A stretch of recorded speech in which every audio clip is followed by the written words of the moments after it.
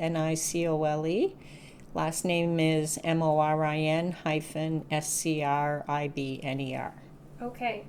Well, this is an oral history interview with Nicole, Morin, Scribner. Am I saying that correctly? That is, you do. The interview is taking place in Belgrade, Maine on April 13th. Yes. 2019. And the interviewers are Molly Graham, and I'm joined by Samantha Bellavance. We'll start just at the very beginning. Can you tell me where and when you were born? Sure. I was born at l'Hôtel Dieu de Lévis, that is in Lévis, Quebec, right across from Chateau Frontenac, and I was born in June of 1954. And I'm curious how your family came to that area, so I'm wondering if you can trace your family history starting on your father's side. Sure. We actually have done a full, I'm very fortunate in that I've got all of that information, both on my mother and my father's side, and actually grandparents as well. Essentially, all of them came from France to the Quebec region, and pretty much right around Quebec City and the Isle of Orleans. As a matter of fact, now this isn't on my, on my father's side, what I found was that the first Canadian-born Catholic priest was one of my ancestors. And another really interesting thing that I discovered just last year is that on my mother's side, the Gosselin family, that I was actually I went to Quebec City and I was researching a restaurant to go to. And there's this little restaurant right along the river in the shadow of Chateau Frontenac, and they had the history of the owner. And to make a long story short, the owner is an ancestor of my grandmother's. And in the restaurant, they actually have like this sketch or rendering of him, this big picture of him there. So that's really, pretty cool. So very, very fortunate in that I've, got a lot of history of my family tree. The other thing that's, again, I'm very fortunate about is that with Catholics in particular, they keep really good records in the parishes, so that was a good source to get all of that information. So I have all their names, dates of birth, who they married, and another tradition in the Franco-American Catholics that's helpful is when someone passes away, they have these mortuary cards with the picture, who they married, their children, and all of that. And my grandmother, for example, kept that in her missal, the book that she took to Mass all the time. And she's got all those pictures in there. So in a lot of cases, not only can you see the names, but you can see some pictures. And if you take a look at that curio cabinet that we have right there, so like those, like on that middle shelf, on the back ones, those are on the right-hand side is on the further back one, those are the Morins, my grandparents, and all the way on the left as my mother's parents. So we have a lot of that really good information. So is that your mother in the picture in the middle in the back? No, that's on my husband's side, that one there. So in terms of the pictures that we have there, I've got my maternal and paternal grandparents on each side. Do you know which was the first generation to come over to Canada from France? I think it was the Morins. Yeah. Like would have been your father's grandfather or? Oh no, it's more generations than that. I think it was like in the 1700s, so that they go back. Both of them go back quite a ways. Wow. Wow. I don't actually know much about that wave of immigration and how sort of New France was formed. And so can you just give me maybe a brief history lesson on how the French came to Canada? I don't know that I'd be an expert on that. I think it's part of, the history and the tradition that was taking place back then in terms of looking for opportunities, to have a better life and move there. Yeah. And where did your family first settle? Because it wasn't where you were born; it was in another part of Canada. Well, see, where I say in Lévis, that's where the hospital was. Okay. But where both my mom and my dad is in this community of my mom was from Sainte Marie in the Beauce region, and then the neighboring community actually is called Scott Junction, and they were neighboring communities like Biddeford, Saco, for example. And a lot of their history is right there, and it's only like maybe 50 miles from Quebec City. Can you kind of describe that area, what it's like? Sure. It's very, very agricultural. It was very much a farming community. Pretty much that's what was there. My mom grew up on a farm. It's been in the family for generations. Big families. My mom is one of 12. My father's one of 13. And even with their siblings, a lot of them had big families of 8 and 9. So I have literally hundreds of cousins, and now it's several generations in.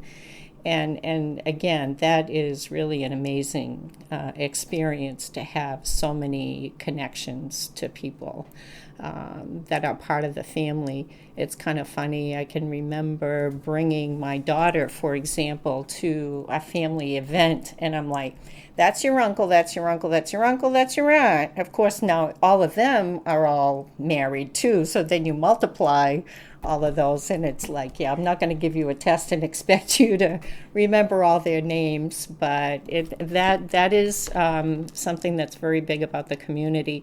Another thing about the community back then, of course, it's changed some, but the centerpiece of the community was the church. As a matter of fact, if you go into that area of Quebec, you will find that a lot of the places are named after the parish, Sainte Marie, Saint Georges, and that was the center of their life. That was a big part of their life. What stories has your mom shared with you about her experience growing up, one of 12 and on a farm? Oh, we have all kinds of stories, and we've gotten to experience them as well, in that of course, going back then, my mom went to a one-room schoolhouse. I actually know where that one-room schoolhouse is now converted into a home, and she used to have to walk to school, and a lot of the activity was surrounded, dealt with the farm and all the activities associated with the farm. And when you have that big of a family, then the older ones are taking care of the younger ones. And they were each other's entertainment. So that was definitely a big part. The Franco-American tradition back then, it's not what I experienced, but another thing about entertainment is that they would do it in the homes, where they would, people would come because they lived in big farmhouses, and so they would have gatherings and everybody played an instrument, and that was, a part of how they spent their time, and that's what they did for fun. Where in the birth order does your mom fall? Somewhere in the middle. I kind of have to, recite through them, but I know that she was, I think, like maybe in her 20s when her youngest brother was born. So my grandmother, Pretty much lived. It's the maternal homestead. So that was in her family for generations, and she pretty much spent her entire life there.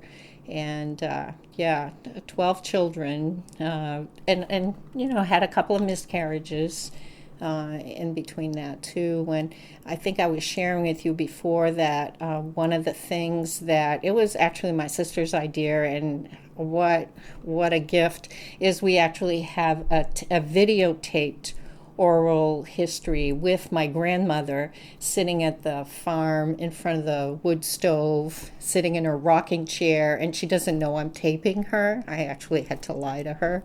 No, I'm not videotaping. This is just a new thing my sister bought, and I'm just trying it out.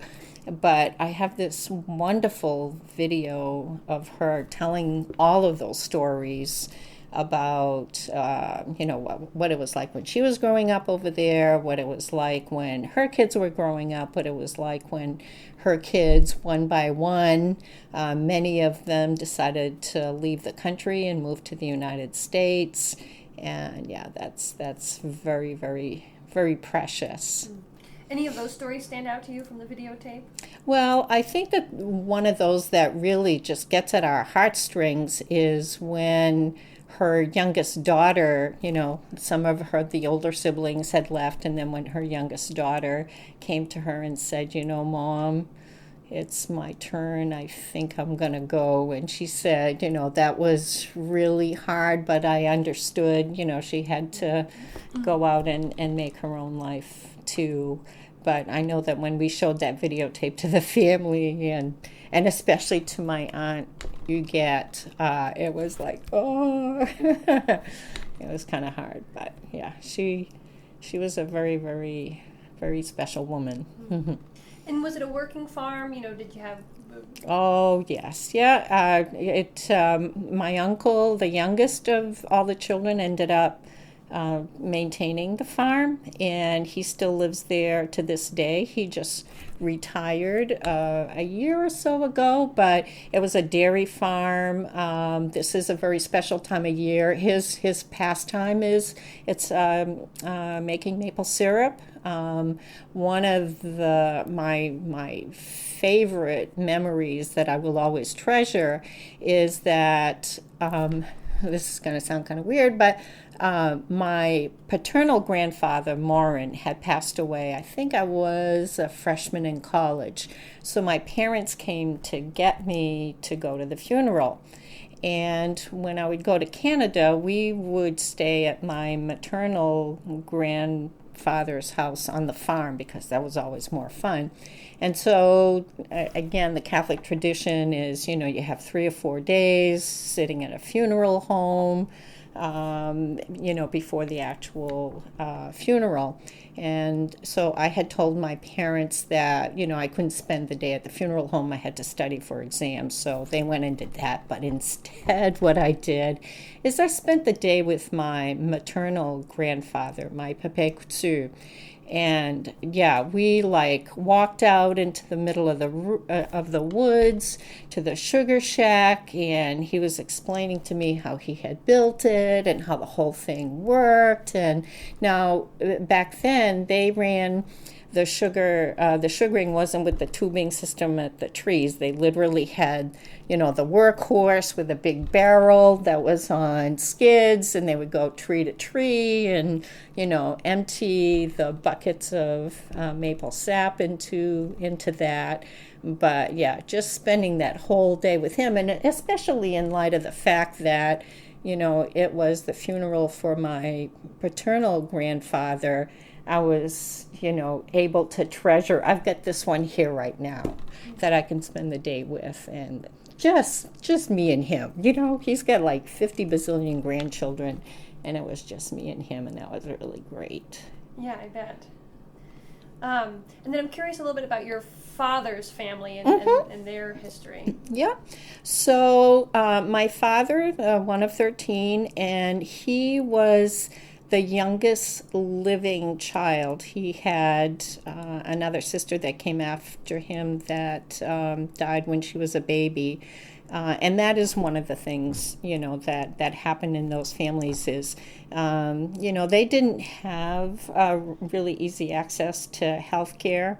As a matter of fact, something that is a big part of my father's life is when he was young, and I should say, so he only had like a fifth grade education because he was working the farm. They had a milk route, and that was the priority. So he really wasn't able to go to school very much.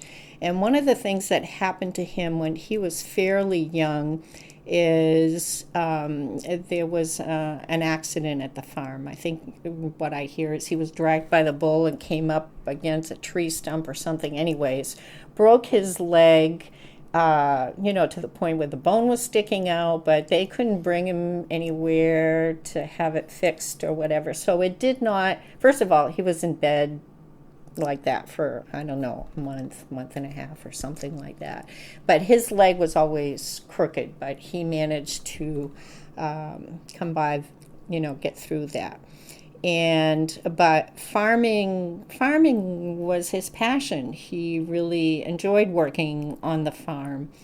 But, you can divide the family farm only so many times, and got to the point where if he was, once he got married, had a family, he knew he would not be able to easily support his family the way things were back then. Plus, there wasn't a lot of industry or anything. Like I said, it was mostly a farming community, and especially where some of my mother's brothers and sisters had made the move to the United States because they didn't have enough workers to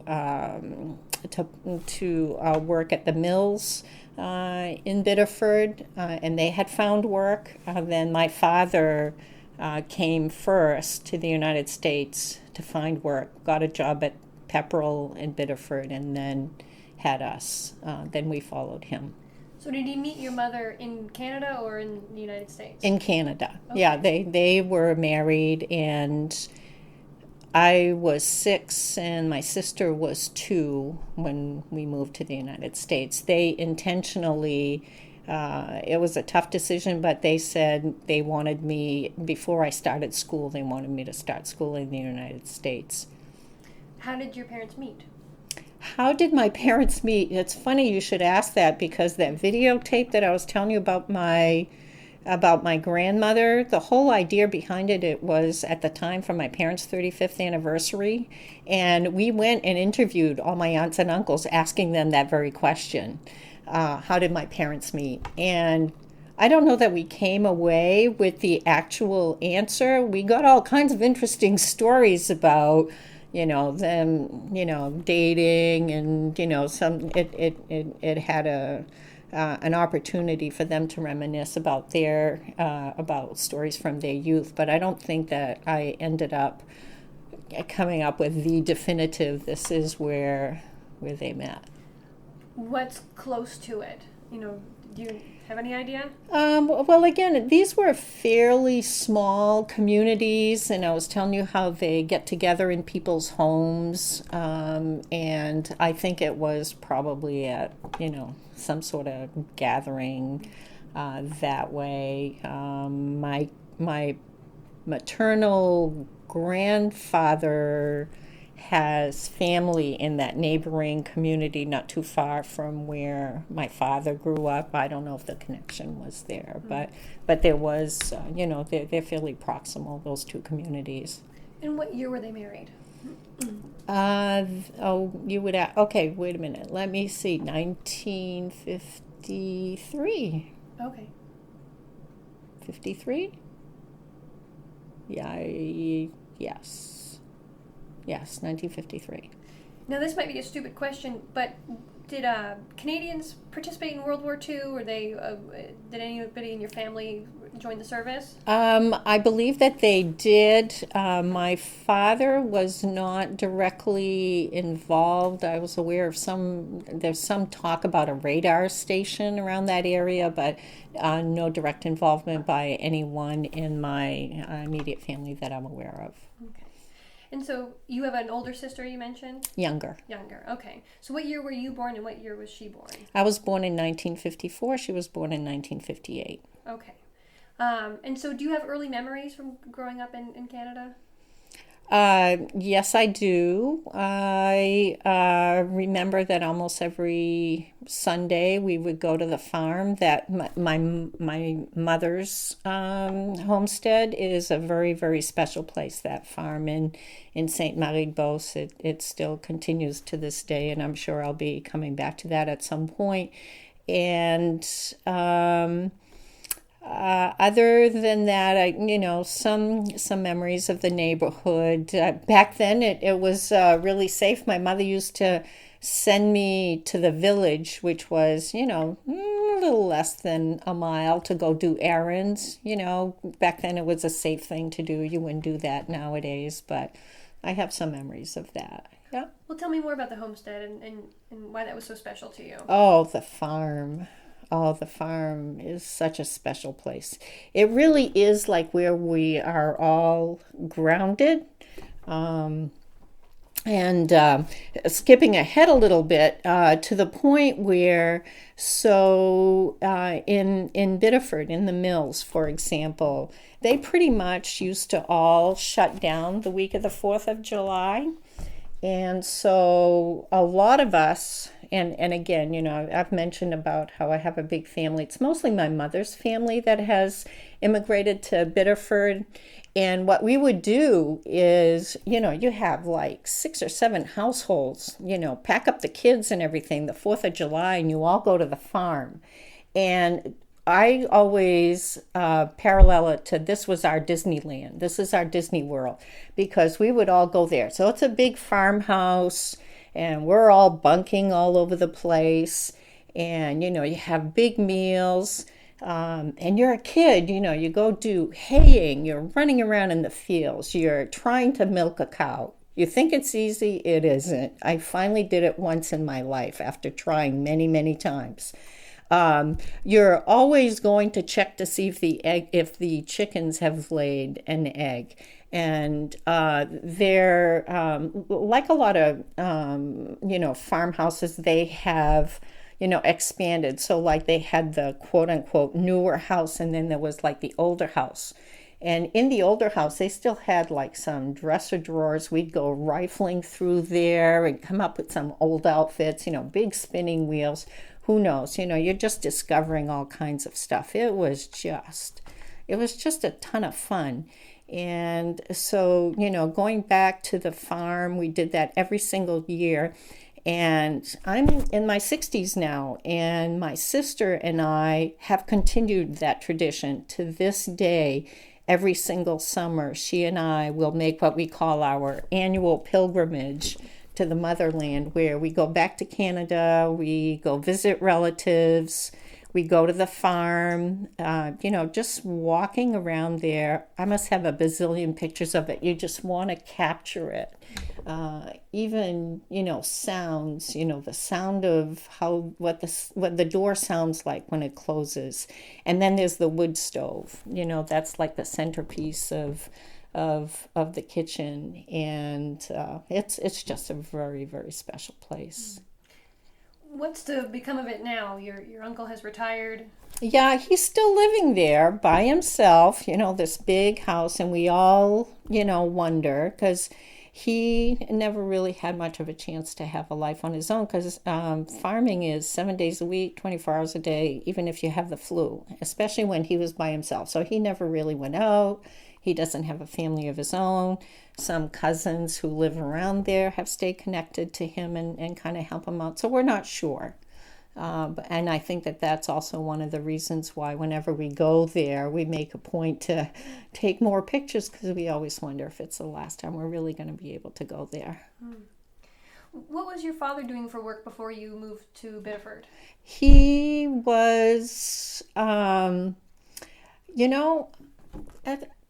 don't know 100%, because I know that, he worked on a farm, and then he did pick up, some jobs at different places through time, but I'm not 100% sure. I was kind of young at that time, so. Did he regret not going on with his education? Not with his education. I never heard him say anything about that. But I would say he could have done wonders, because even though it was only a fifth grade education, he did things through his life where he had a lot of common sense. He could always figure out how to fix things. There's one job that he had in his lifetime when he worked at Marmont in Saco that was kind of like a machine tool technology that even without an education he was able to figure it out. So that was he had what it took, but he just wasn't able to go to school. But I never heard him mention that. I think that the big thing was you take someone whose passion is being outside and working with animals and working in nature, and then you stick them in the pepperel, where you're working in a cotton mill that's noisy, that has no ventilation. This is pre-OSHA, moving parts all over the place. He was working sometimes 7 days a week. He actually, to relax, had found a farmer in Biddeford where, when he did have some spare time, he used to go work there. You were telling me about a farm where your dad spent some of his free time. Yes, and that was a bit of a respite. And I think that especially as I, and now that I'm an adult, of course, the reason why they left was for us, to give us an opportunity that they knew that they probably couldn't offer there. And then when I think about how we look at work, my generation, your generation, you want to find something that's, fulfilling and, that speaks to you and is authentic to you. And I'm thinking, what a sacrifice they made. They left their country. They went someplace that didn't speak the language, that they really were not that familiar with. And then he leaves working on a farm to go work at the cotton mill. And, the work that he did, the rest of his life was like that too. And it was all, it must have been not only physically demanding and mentally demanding, but what a sacrifice. So I just really appreciate that. Sure, and I'm sure he never complained. I've interviewed a lot of first-generation immigrants who have survived incredible journeys, done work that you're describing, and have nothing bad to say about it. Oh, no. I really never, heard him complaining. And of course, they had no sick days. I have seen my father passing kidney stones, rolling on the floor in pain, and had tried to go to work. And that's just the way they were. They knew that this is what they had to do, and they were going to do whatever it took. How did they feel about moving? I know that it maybe wasn't their first choice. They were doing it for you, but were they excited about the opportunity, or were they reluctant? I think that there was some reluctance, obviously. They had to leave the life that they knew. I know that it was difficult, especially for my mom, to leave her family. She was really close to them. I think that they, knew they had made the decision. They had seen that there was some success, with those who went before them. So they were ready once they made the decision. And I know, even, talking to my mom now, was very happy that she made that choice, would not want to go back. And and I definitely feel that they made the right choice. But it was difficult, also in staying in contact. It's not like nowadays where you want to talk to someone who lives hundreds of miles away, you just pick up the phone. Calls were infrequent. We did letters, that you'd get a letter from my mother. We'd get a letter from our mother every 6 weeks or so. I still have some letters from my grandmother that I hang on to. And so, so there were pros and cons. There was some difficulty in adjusting. And one of the things that, that has had a big impact on me is, although, everyday things in Biddeford is such a Franco-American community, especially back then, their neighbors and the people around them and the church and everything was all Franco. So that was fairly easy. But whenever you had to do any business kind of dealings, sometimes that got to be a little bit more complicated because of the language. And I think that's had a big impact on me because I became the spokesperson. I'm the one that had to be like the intermediary, to this day. If my mom gets something in the mail, either my sister or I have to help out. But when I was even at a young age, I was tagged along to be the interpreter. How did they prepare you and your sister for the move? What did they tell you? I don't know that I remember a ton of stuff, except I have to chuckle because my maternal grandfather had told me I was going to have to flip my tongue on the other side to speak the other language. And as a 6-year-old, I was trying to figure out how that was going to work out. But that's something that really stuck with me. My parents do tell me the story of the first time when we actually did make the move, and we drove, the old, are we there yet? Are we there yet? And so we came in time. I started school, pretty much not that long after we got there. So there was some transition with the language again, though at the school there were a lot of Francos, but so that helped some. How much English did you speak before the move? I knew how to say hello, how are you, and thank you. That was it. How did you learn English then? Just by school or exposure? Yeah. I think that the combination, again, it was a gradual transition in that everybody else around me was pretty much Franco as well. And something that's interesting about Biddeford, to put it in perspective from information I got afterwards. When I went to college, I encountered some other kids who grew up in Franco communities. And when they went to school, they were punished for speaking French. My experience was the exact opposite. And some further reading that I've done about Biddeford as a Franco community is that they really treasured hanging on to French. And that kind of helped me to understand and put in perspective the experiences that I've had. Because when I started school, the Sisters is an order of sisters from Quebec.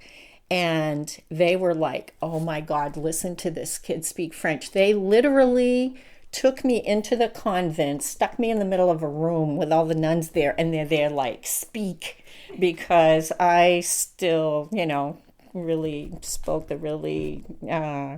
French was my primary language. And the another thing too is that they had like this big annual ceremony for Monsignor Havey, the pastor of St. Joseph's, and they had selected me. Again, I was only in the first grade, so I hadn't not been there all that long, but I was selected as the little kid of honor, little girl, wear my first communion dress, to hand them the bouquet of roses. And I think a part of it is because I still spoke French really well. So that was really positive. A slight negative is in the early years, like second grade or whatever, they started doing tracking where they would put you in classes by ability level. And I remembered that they told me that they wouldn't put me in the higher track English because I still rolled my R's.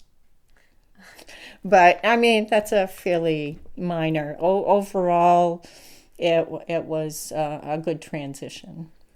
And clearly, Biddeford has a Franco-American history and heritage, and lots of folks living there. But I was curious how your family lined up Biddeford to move to. Did they have other relatives here? Why not another Franco-American community? Right. So my mom had some brothers and a sister, more than one sister, who had come here already. And as a matter of fact, when my father came first, and he actually lived with them, and then when we arrived, we like lived across the street. So there, we were following some other relatives who had already come here to Biddeford. So your father had come first, lined up work and a home for everybody, and then came back for the family? Mm-hmm. Yes. All right. And so what do you remember about that move to the States? It wasn't very, it was fairly easy for me. Started school like everyone else. And again, that I go back to those stories I just said. So, as opposed to feeling bad or sticking out for the wrong reasons, it was a good experience for me. I'm curious how things were different from how you pictured the United States being. I think about my partner's a first generation. He's from England, and when he first got here, his family went out for pizza. Pizza's an American thing, and they each got one pizza. And so then 4 large pizzas come to the table, and they didn't realize. So I'm curious if you have stories like that of. Nothing that really jumps out, again, because I think a lot of the traditions that existed in Biddeford in that Franco community were very similar then to Quebec. Life was very centered around church and the church holidays, and all of those were the same. So that was, and again, when you're 6 years old, you can adapt pretty quickly because it's not what you knew before. You're learning from the beginning. Right. Well, tell me about the church you got involved in Biddeford. Okay, so St. Joseph's Church was the parish that we were in, and going to a parochial school, and all of the holy days were all observed. The parish priest came to visit. We would line up 2 by 2 and, walk to church on a regular basis and go to confession and go to mass. And, during Lent, I actually would get up early and go to mass before going to school. I actually was selected by the nuns, along with one other person, for this privilege of going to do housekeeping on Saturdays at the church. They used to have this great big huge altar. Right now, there was a change that was made where before the priest had his back to the congregation the whole time, and there was this big, huge altar facing the back wall. I actually got to climb up on the altar on Saturday mornings to do the dusting of all that, all those shelves and everything. And then the other thing that we did is the priest had these robes, that were pretty expensive, and they had like these pieces of cloth along the back neckline, I guess, so that if you sweat that way to protect the actual robe, well, you had to hand sew that on and take it off to wash that and sew it back on. So I had the privilege of being selected to go do that on Saturday mornings. And did it feel like a privilege? Were you happy to do it, or? Yeah, at the time, I thought it was a big deal. Of course, I'm sure it was sold as that too. And again, it was such an integral part of our lives that being able to play an active role like that was considered a privilege. And tell me a little bit about the neighborhood you moved to and the house you lived in. Well, I grew up with very meager circumstances. My father worked at the mill. My mom stayed home with us until we went to school, until my little sister was able to go to school as well. And then she worked in the mills as well. She worked at a garment factory and at a shoe shop where she did stitching on a piece rate where, depending on how many pieces you make, is how much money you earn. And often heard the stories of, wow, I'm really getting a handle of this. And then they changed the rates. And as a little bit of an aside to show how things have changed, again, this is pre-OSHA. So I can remember things like, a needle going through my mom's finger, and all they did was, pretty much, put a Band-Aid on it and, get back to work. So not a lot of money. And, the neighborhood was pretty much like that too. We spent a lot of time outside. There were a lot of kids in the neighborhood, play baseball and just hang out and, roller skate. They had these roller skates where they were like steel, and you had these keys and you could put the roller skates onto the bottom of your shoe and you'd roller skate on the sidewalks. And, we did that. And yeah, just a lot of time outside. Neighborhood was all very much working class, did get to go to the movies. And when I was older, this is something else about Biddeford. Football. Football was a big deal.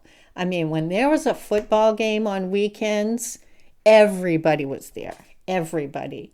I remember walking through the middle of the streets. You could just, throngs of people all walking towards the football field to go to the games. It was the thing, and it was, just so much fun. Everybody, all your friends up on the stands, cheering together.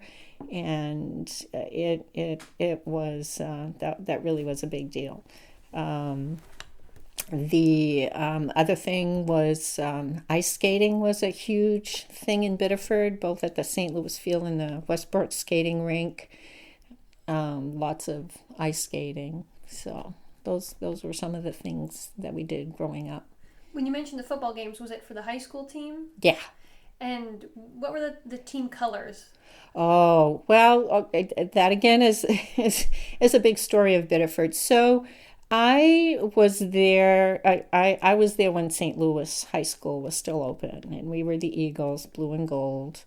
And the huge thing that happened is that they closed our high school. So our biggest rivals in Biddeford was Biddeford High School. And I mean, when Biddeford and St. Louis played each other, I mean, the cops were, all hands on deck, although there was not really any big violence. I don't remember any big fights, biggest thing I remember are things like egging, and things of that nature, but it was a big deal. So with that being said, when they closed St. Louis, that was huge. Especially since St. Louis, we had to go to their school. So that was a really big deal. I can still recall when they hauled us all into the parish hall at St. Joseph to do the announcement to let us know they were closing. We were like, we'll have a bake sale. It's going to take a little bit more than that. But is that what it was, a financial... that was my understanding. If you read some of the research, I guess it was even, I only was looking at it from the perspective of, a freshman or sophomore in high school. I wasn't aware of a lot of the other stuff. But some additional research that I've done later on in life is that it may have been more controversial than that with regards to, and again, I'm not saying this what it was, but let's just say that there was some pushback. There's been always a lot of not rivalry, but some feelings between the Irish and Canadian Catholics, and they were saying that the bishop was always an English bishop and not a French bishop, and yet there was money for other things. But yeah, go ahead and close the French Catholic high school. That's not where you're putting your resources. I'm not saying that's what it is. I'm just saying that that's part of the conversation that was taking place at the time, although I was not keyed into that. But but the thing that did save us, how to combine both the football and this traumatic event, is that St. Louis High School was a powerhouse football team. Biddeford High School was a powerhouse football team. You put us together, and timing was great because right at the beginning of the school year, it's football season. So you put us together, and yeah, we just, trumped. We just beat everybody. So that was one of the things that helped to bring us together. Although I was a cheerleader for St. Louis, because really back then that was the only role that girls or women had for any kind of athletic activity back then. And I took a lot of grief from my friends, some of whom had been cheerleaders. You're going to go be a cheerleader for Biddeford, you traitor. And I'm just thinking, hey, if this is something I enjoy doing, who's going to suffer other than me that I don't get to have that experience? So I did try out, and I did make it. And, I enjoyed the experience. What year would that have been that the schools merged? In 1970, the first graduating class that was merged was 71. Okay, and you were in high school by then? Yes, yeah. So I was a junior when we merged in 71. The other thing that did when we merged is, you double the school population. So we ended up going into double sessions.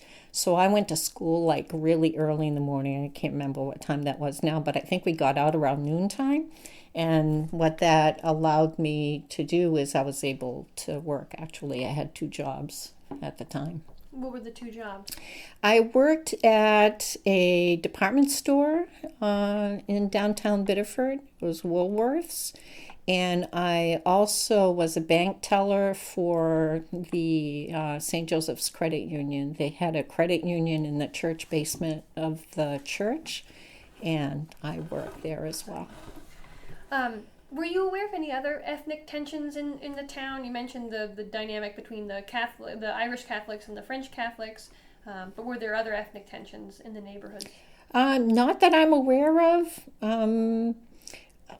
We had such little exposure to Protestants, for example. I mean, my understanding of Protestants and the difference between the two is there was a Protestant church, and my mom would say, look, they have this thing with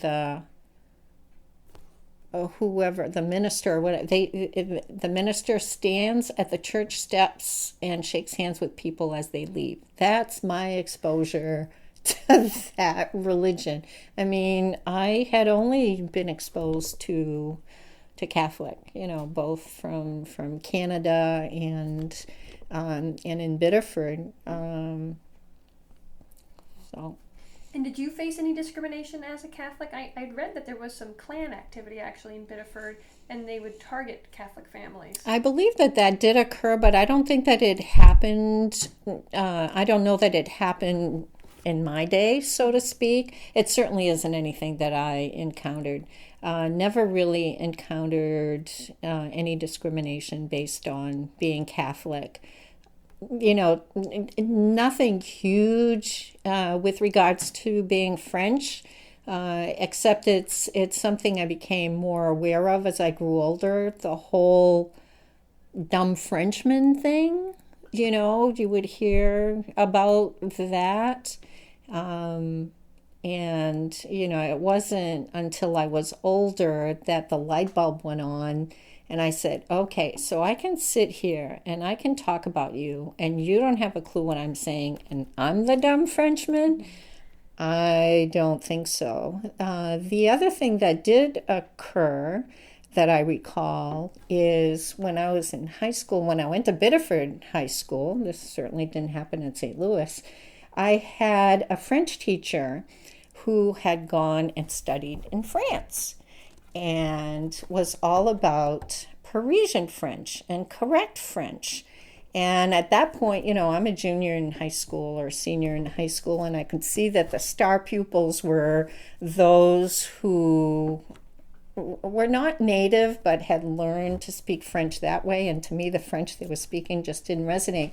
But I internalized that, and I would go home to my mom. Now, French is primarily the only language she knew.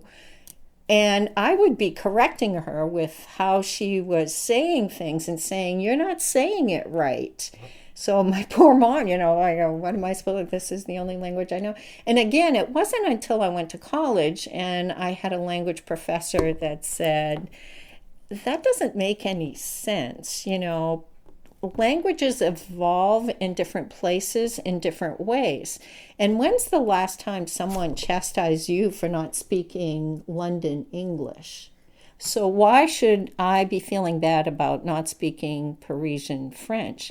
And I had never really thought about that before. And I said, that makes a lot of sense. And the whole purpose of a language is that you can communicate, and the more exposure you have to different places, you see that languages have evolved differently everywhere. So my French is just as good as anybody else's French. As a matter of fact, there was this quote that I had. There was a Franco-American organization. I went to the University of Maine at Orono, and they had this organization. They actually had a newspaper there, and one of the lines that they had there is, Je parle le français par cœur, which means I speak French from the heart. And I thought that was really powerful for me. So that's one of the things my parents got from my going to college. I could come back and say, you're okay. As a matter of fact, my mother now can't speak just French, and she can't speak just English. She speaks Biddeford. Well, Sam, did you have any questions? I've been... I don't know if this is skipping too far ahead, but what did you study in college at UMaine? Well, that again is an interesting question, because when I declared my major, when I registered to go to Maine, I had declared French as my major. So the first thing that they did is they had you take this exam so that they would know, you're going to take French 101 or whatever. Well, that exam for me was like piece of cake. And so I started college with 6 credits on the books already. And so that kind of gave me a head start.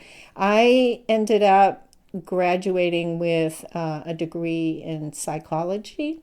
And thanks to that head start, in part, I took overloads later on in college. I had to do a lot of pushing to do it, but essentially I did my undergraduate in 3 years.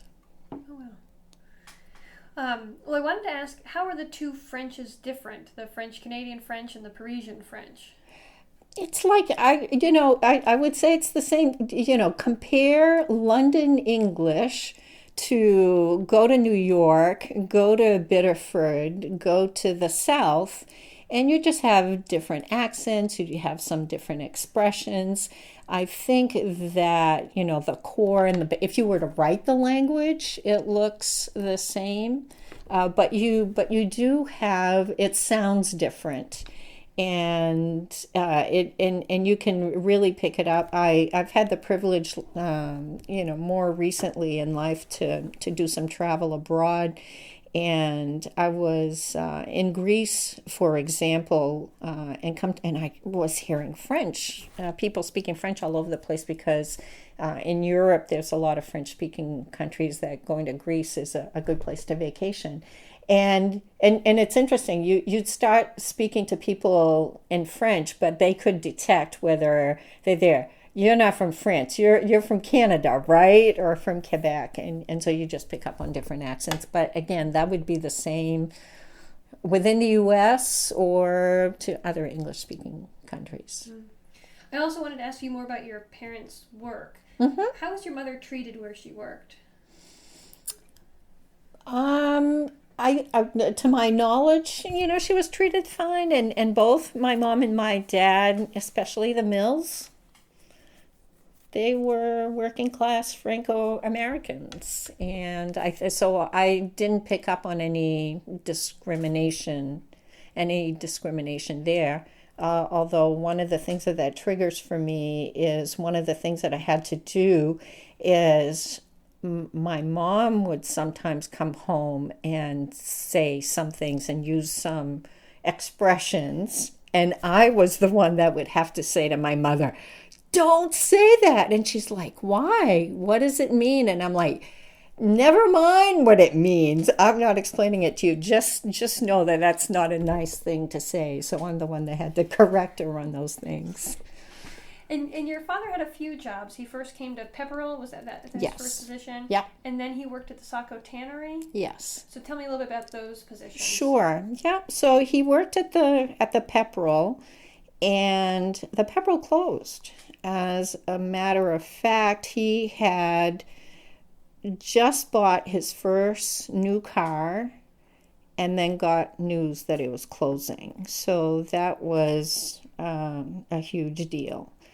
And then he worked at the tannery, and I don't know if you know anything about tanneries, but it's not good. It's now a Superfund site, the tannery. Yeah. My exposure to the tannery is, I know this is kind of skipping ahead, but I worked for the Department of Labor. It was called Job Service at the time in Skowhegan.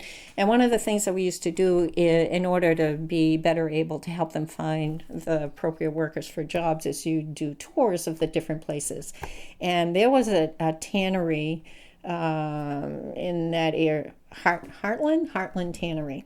And I went and visited that, and oh my God, it's like something out of Charles Dickens, especially their hide house, where they literally would take hides and put them in these vats of chemicals.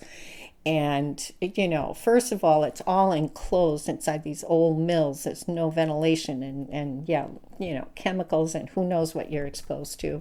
And my dad did that, for years. Again, do whatever it takes to make a living for your family. So, yeah, not exactly fulfilling, the kind of thing that we look at when we want to do work. Did you ever have any health impacts as a result of working there? I'm not sure. My father did have Parkinson's disease. I don't know that you can attribute it to that.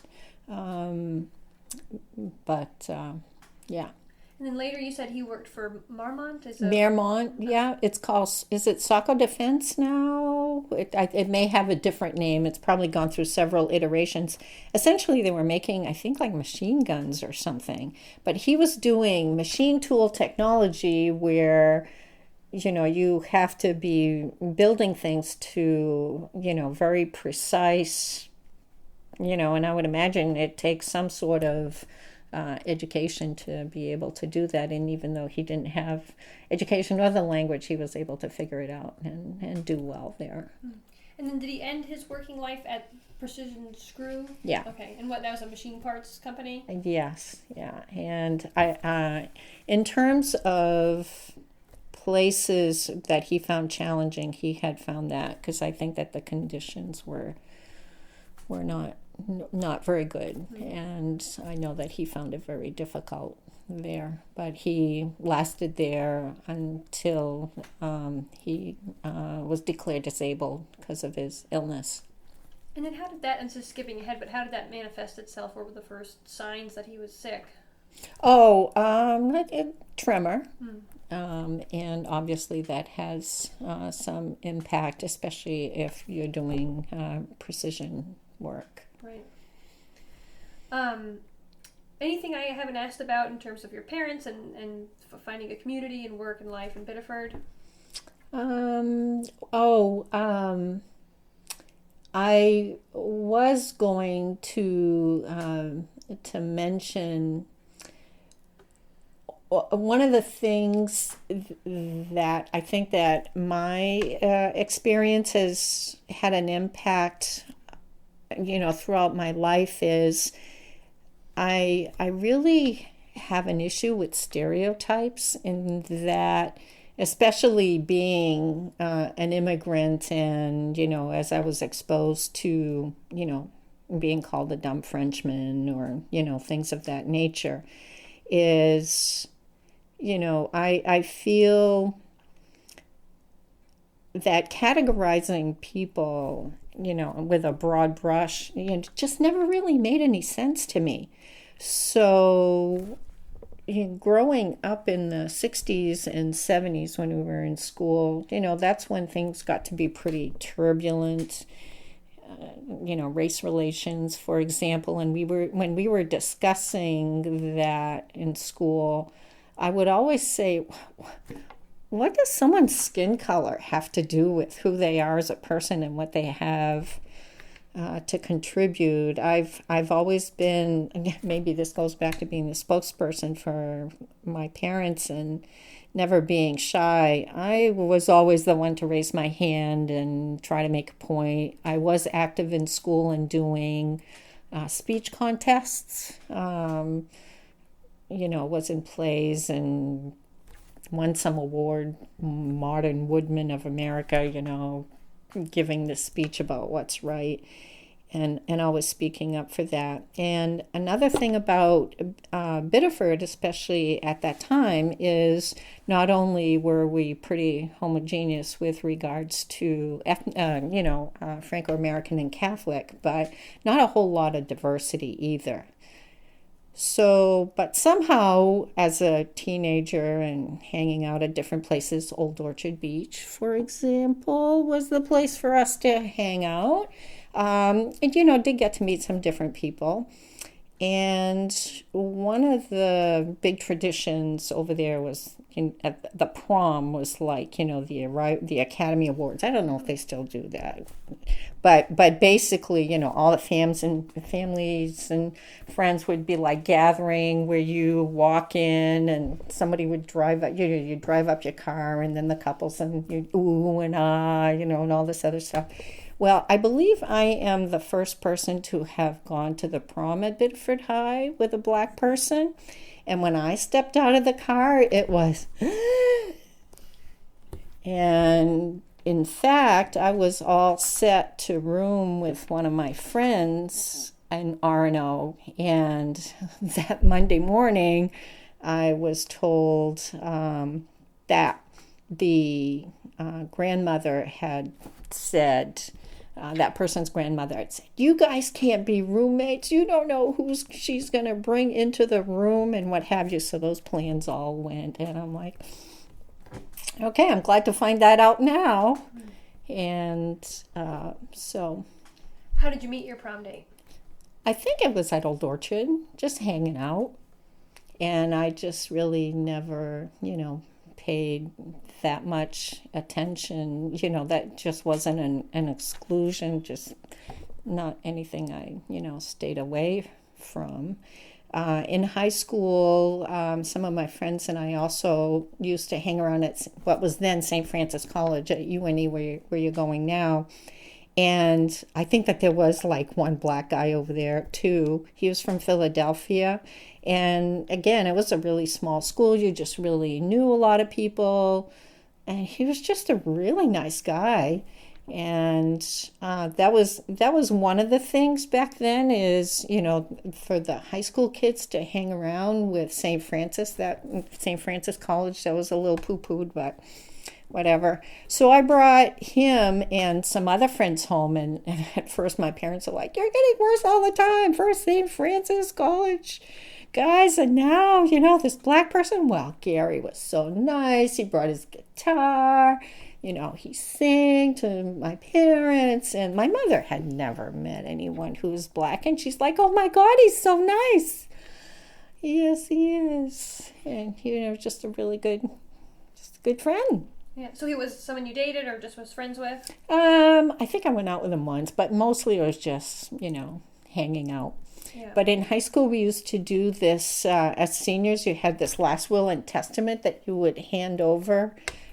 You'd pick an underclassman and say that you'd give them something. And I had this one friend who was also was born in Canada, and I had left her naturalization papers and my ability to add color to life.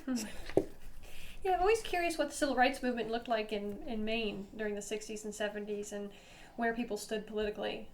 You just really weren't aware of it. We were just so white. You just really weren't exposed to it, at all. It wasn't an issue. You only saw it on TV. I mean, it definitely was very, very pronounced in the news. But in terms of our everyday life, you really didn't encounter it, except for those couple of little experiences that we've had. Yeah, I'm curious how you felt about just those events of the 60s that always stand out in history, JFK's assassination, especially as a Catholic. What was that like for you? Huge, huge, huge, huge. That definitely is something that sticks out. So that was in 1963. So I was only in the third grade. And I actually I was looking back at, I had started this scrapbook when I was a kid, and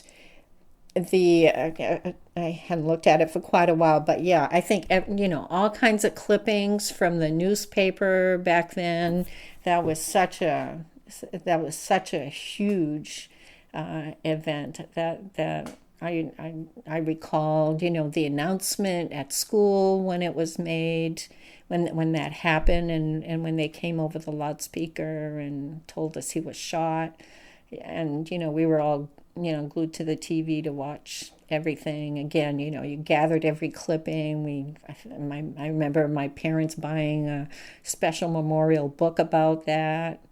And later on, when I did go to Washington, D.C., I remember going to the cemetery and seeing that I had seen as a kid so many times that eternal flame where he's buried, that I remember it was very emotional when I went there in person, that many years later, and seeing that definitely made a big impression.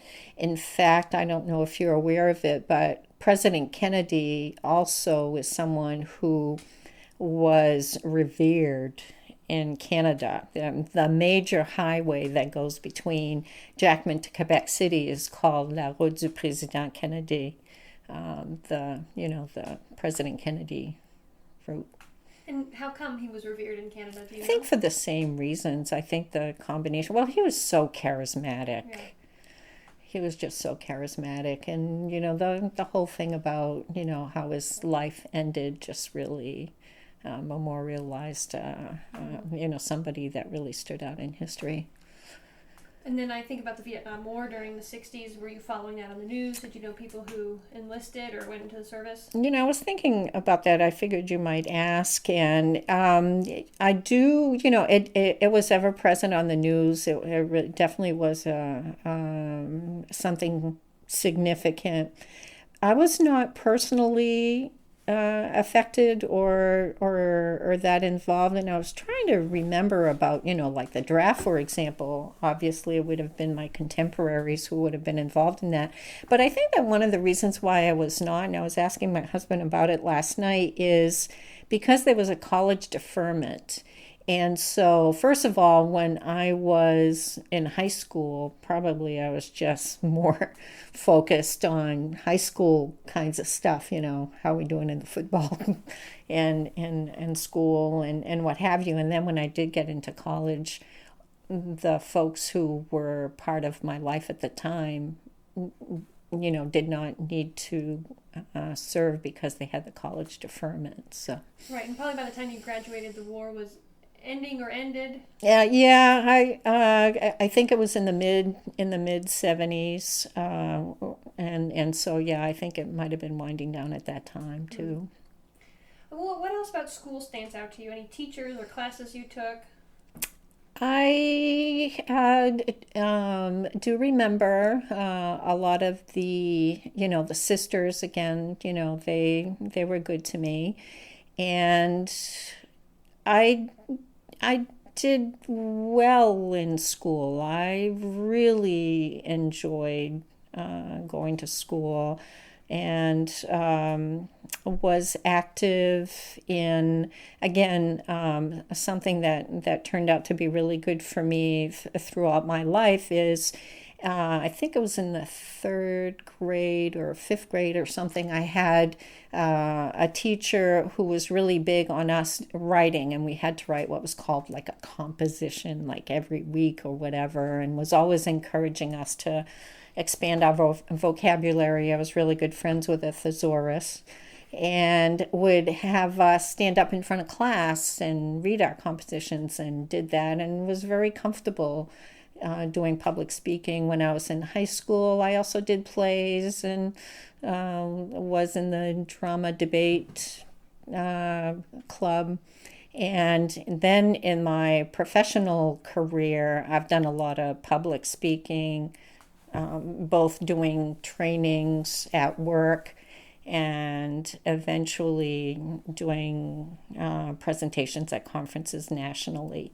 And I think that early training that I got was very helpful for me. Were you being encouraged to go to college by your family, or? I was not discouraged. It was just not part of their radar. I mean, my mom went to eighth grade, my father fifth grade, and I know when we started talking about college, my father at first just said, and it wasn't discouraged. It was, oh my God, I don't know if we can afford it. We'd love to help you, but I just don't know if we're going to be able to send you. And I did get some scholarships, and they did help me. I didn't have any loans or anything, but yeah, once we figured out how we could do it, absolutely, yeah, was encouraged. Yeah. Well, yeah, we'll talk about college next, but I forgot to ask about the relationship you had with your sister growing up. Were you close? It was a tip. So she's 4 years younger than I am. Right now, we are very, very close.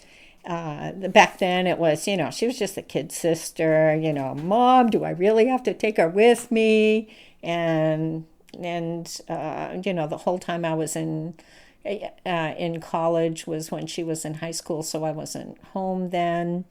So it's kind of like two phases. When I was living at home, yes, we got along fine, but we were the typical,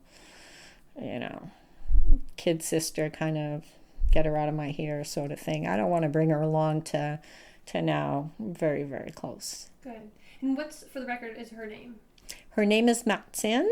It's Martine.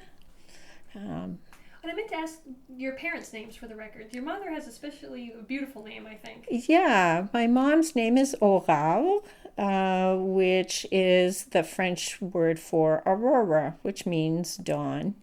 And names are actually important, again, with any kind of immigrant group. My father's name is actually Alphonse. And in Canada, there's this tradition, a lot of the times there's like a little nickname or whatever. So he was known as Tifons, Little Fons, especially where his father was also Alphonse. So there would have been the senior Alphonse and the Tifons, the Little Fons. But when you come to the United States, see, all of us in our birth certificates that are really baptismal certificates, all the men have Joseph and then your real name, and all the women are Mary in your name. So my father's documents would have said Joseph Alphonse Morin. So he went from Tifons to Joe. And so in the United States, he was known as Joe, whereas in Canada, he was Alphonse. And my mother is Aurore, but a lot of the times it's kind of hard to wrap to say that in English. So she says Aurora, if she has to say it that way.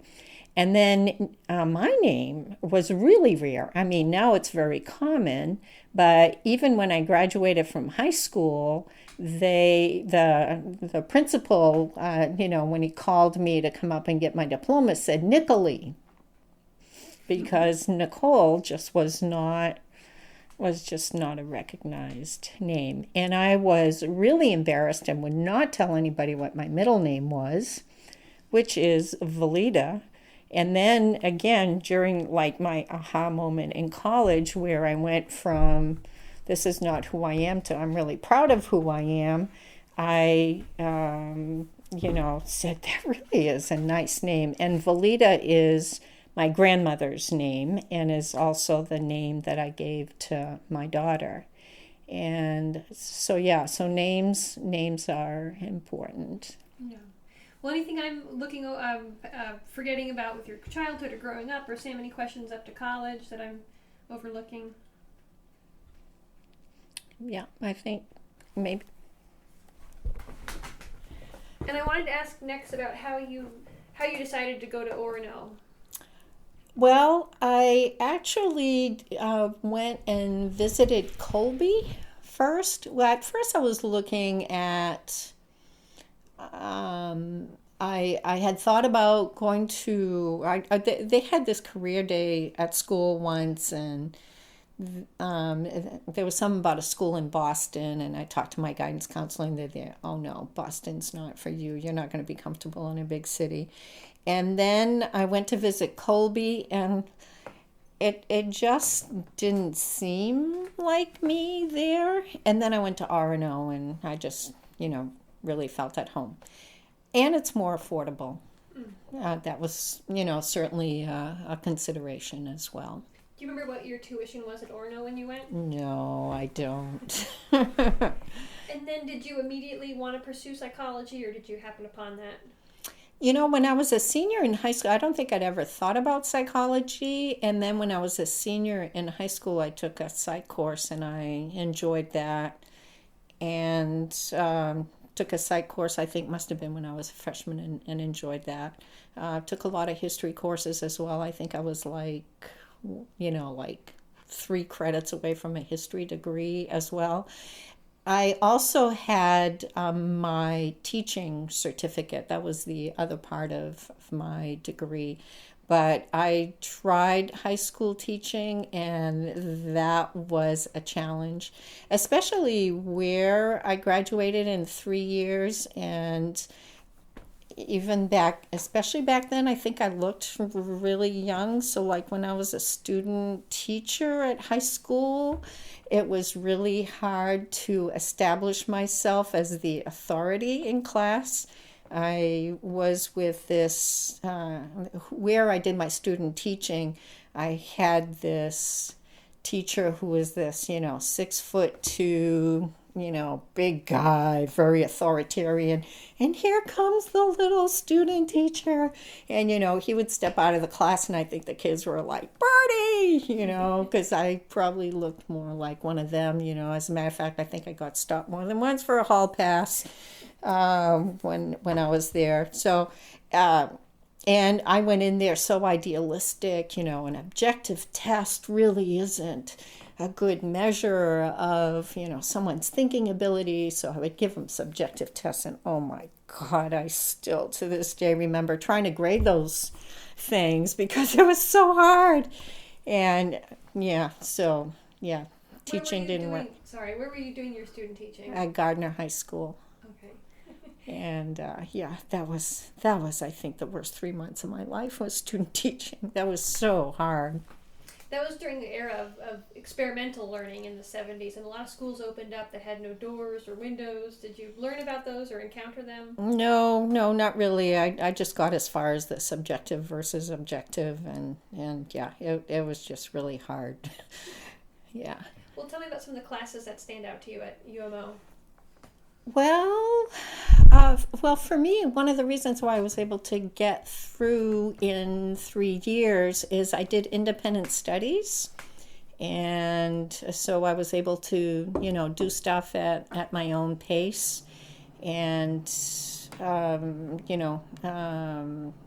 that worked out for me.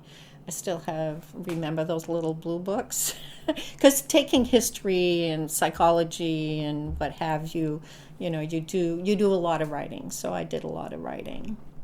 Were those independent studies at jobs you had, or what were those? No, not really. It was a couple of things. One of them was just you go through the text at your own pace, and then you would have to meet with either the professor or a grad student to kind of like test out to see if you got what you needed out of that material. Did you have any professors that stand out to you or that were mentors to you? Not really in college, no. But No. later? Not professors, no.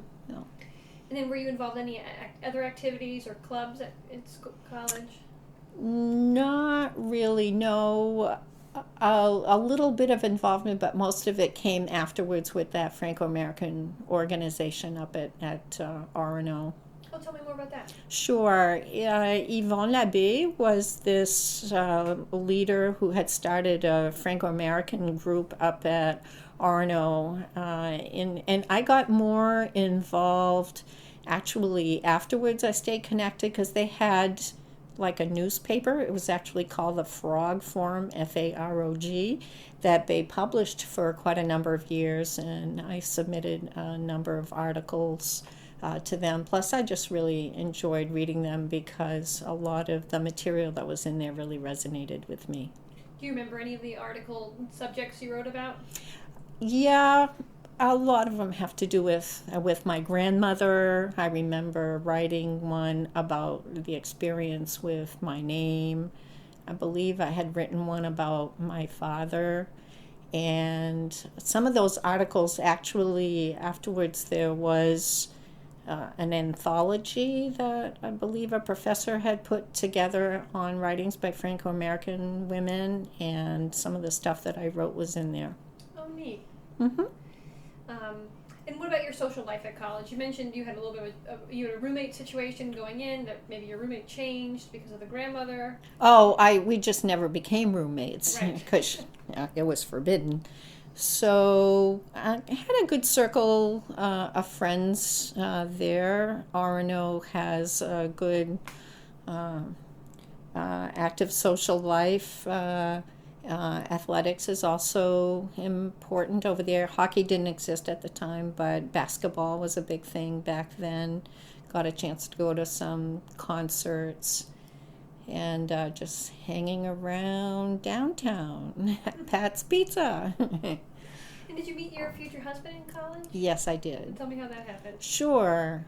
I actually was supposed to have a date with somebody else at a fraternity, and stupid me actually go to the party at that fraternity, even though I'd turned out a date with one of the brothers. And just my husband tells me he spotted me and asked me to dance, and the rest, as they say, is history.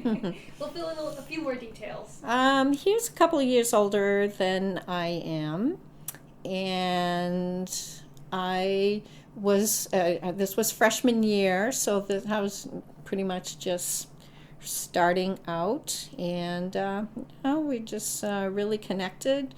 Although one of the things that I have said in the past is back then I would say, I wish I could just put him in a closet and take him back out in another year or so, because I'm just getting started here.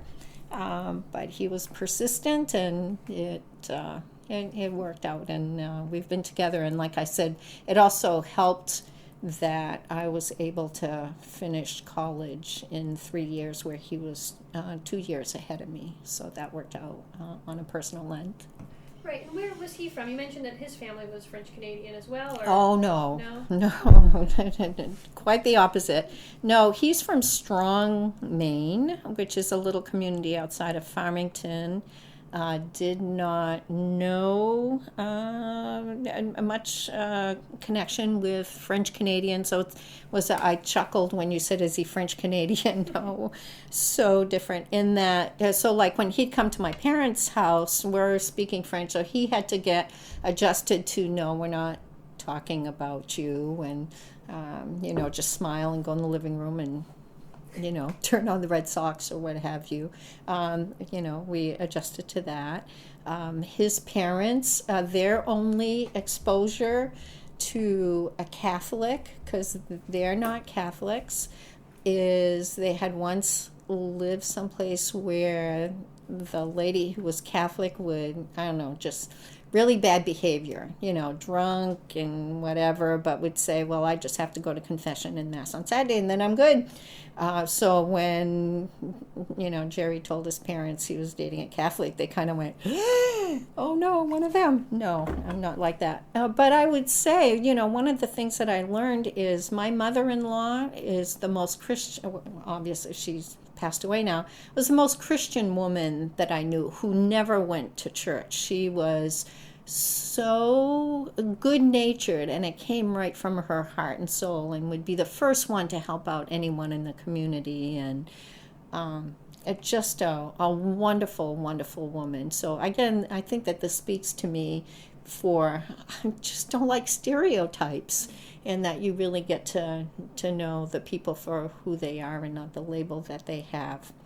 So the other kind of very relevant to this is, so when we did decide to get married, talk about clash of cultures. So my father was from a culture that when the daughter says, I'm getting married, he kind of like takes over and makes all the arrangements, and had picked out the band for me, and that French Catholic wedding is, a bazillion people, of course, a full mass, and all of this. My husband had dreamt of a sunrise ceremony at the top of a mountain with, very small group.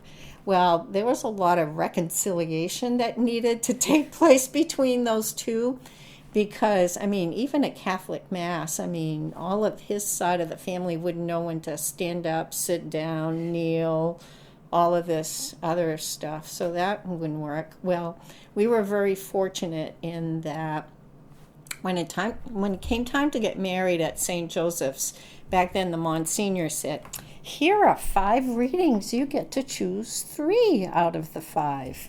And we're like, that's not really what we had in mind. Well, there was a priest at St. Joseph who happened to have gone to the University of Orono before he became a priest, and was actually a fraternity brother of my husband's. Not at the same time, but was from that fraternity. So we met with him, and he's like, where you go to Orono, you're a parishioner of the Newman Center.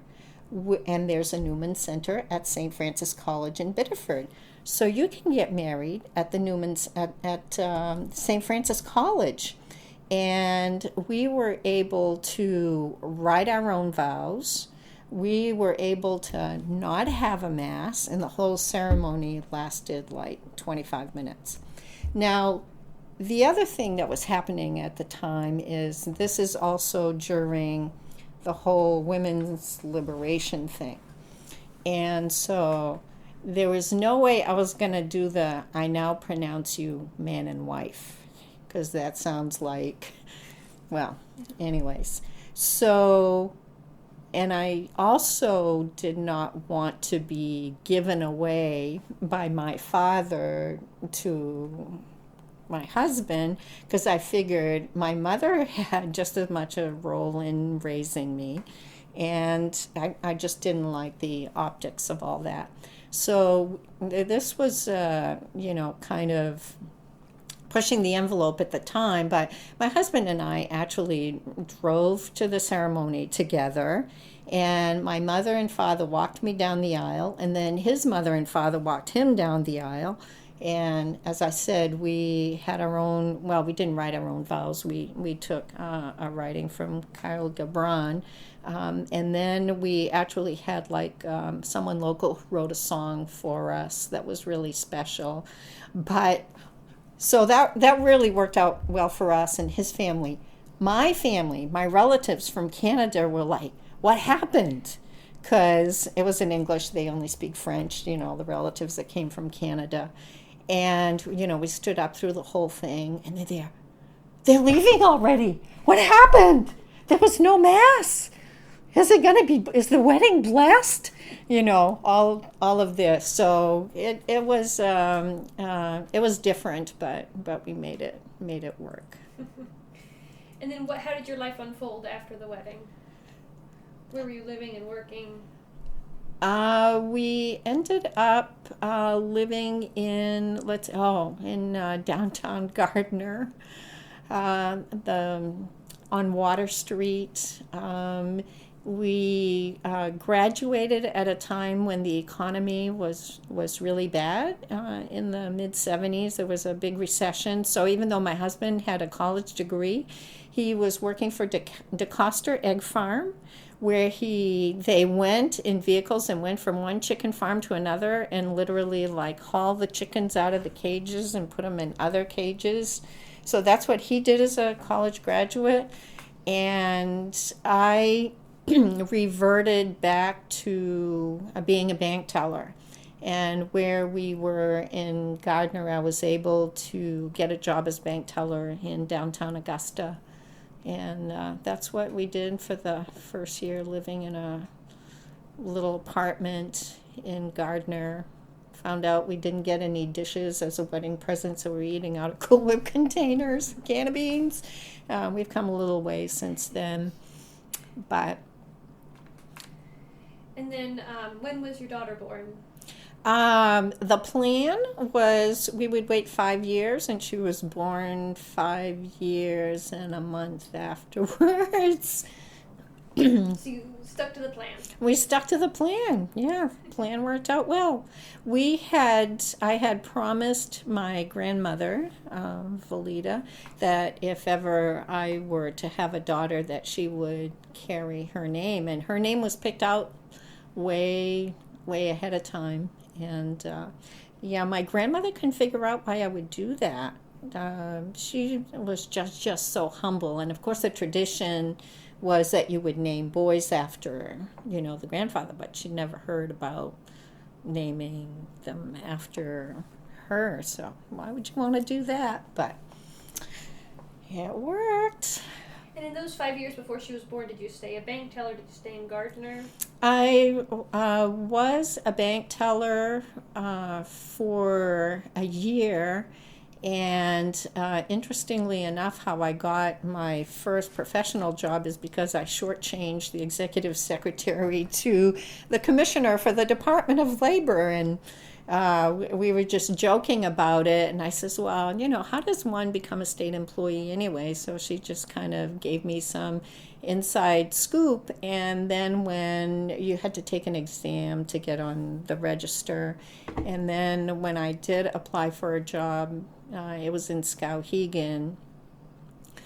She knew the manager there. They gave you the top 3 or 5 people or whatever. And when I had applied there, she had put in a good word for me.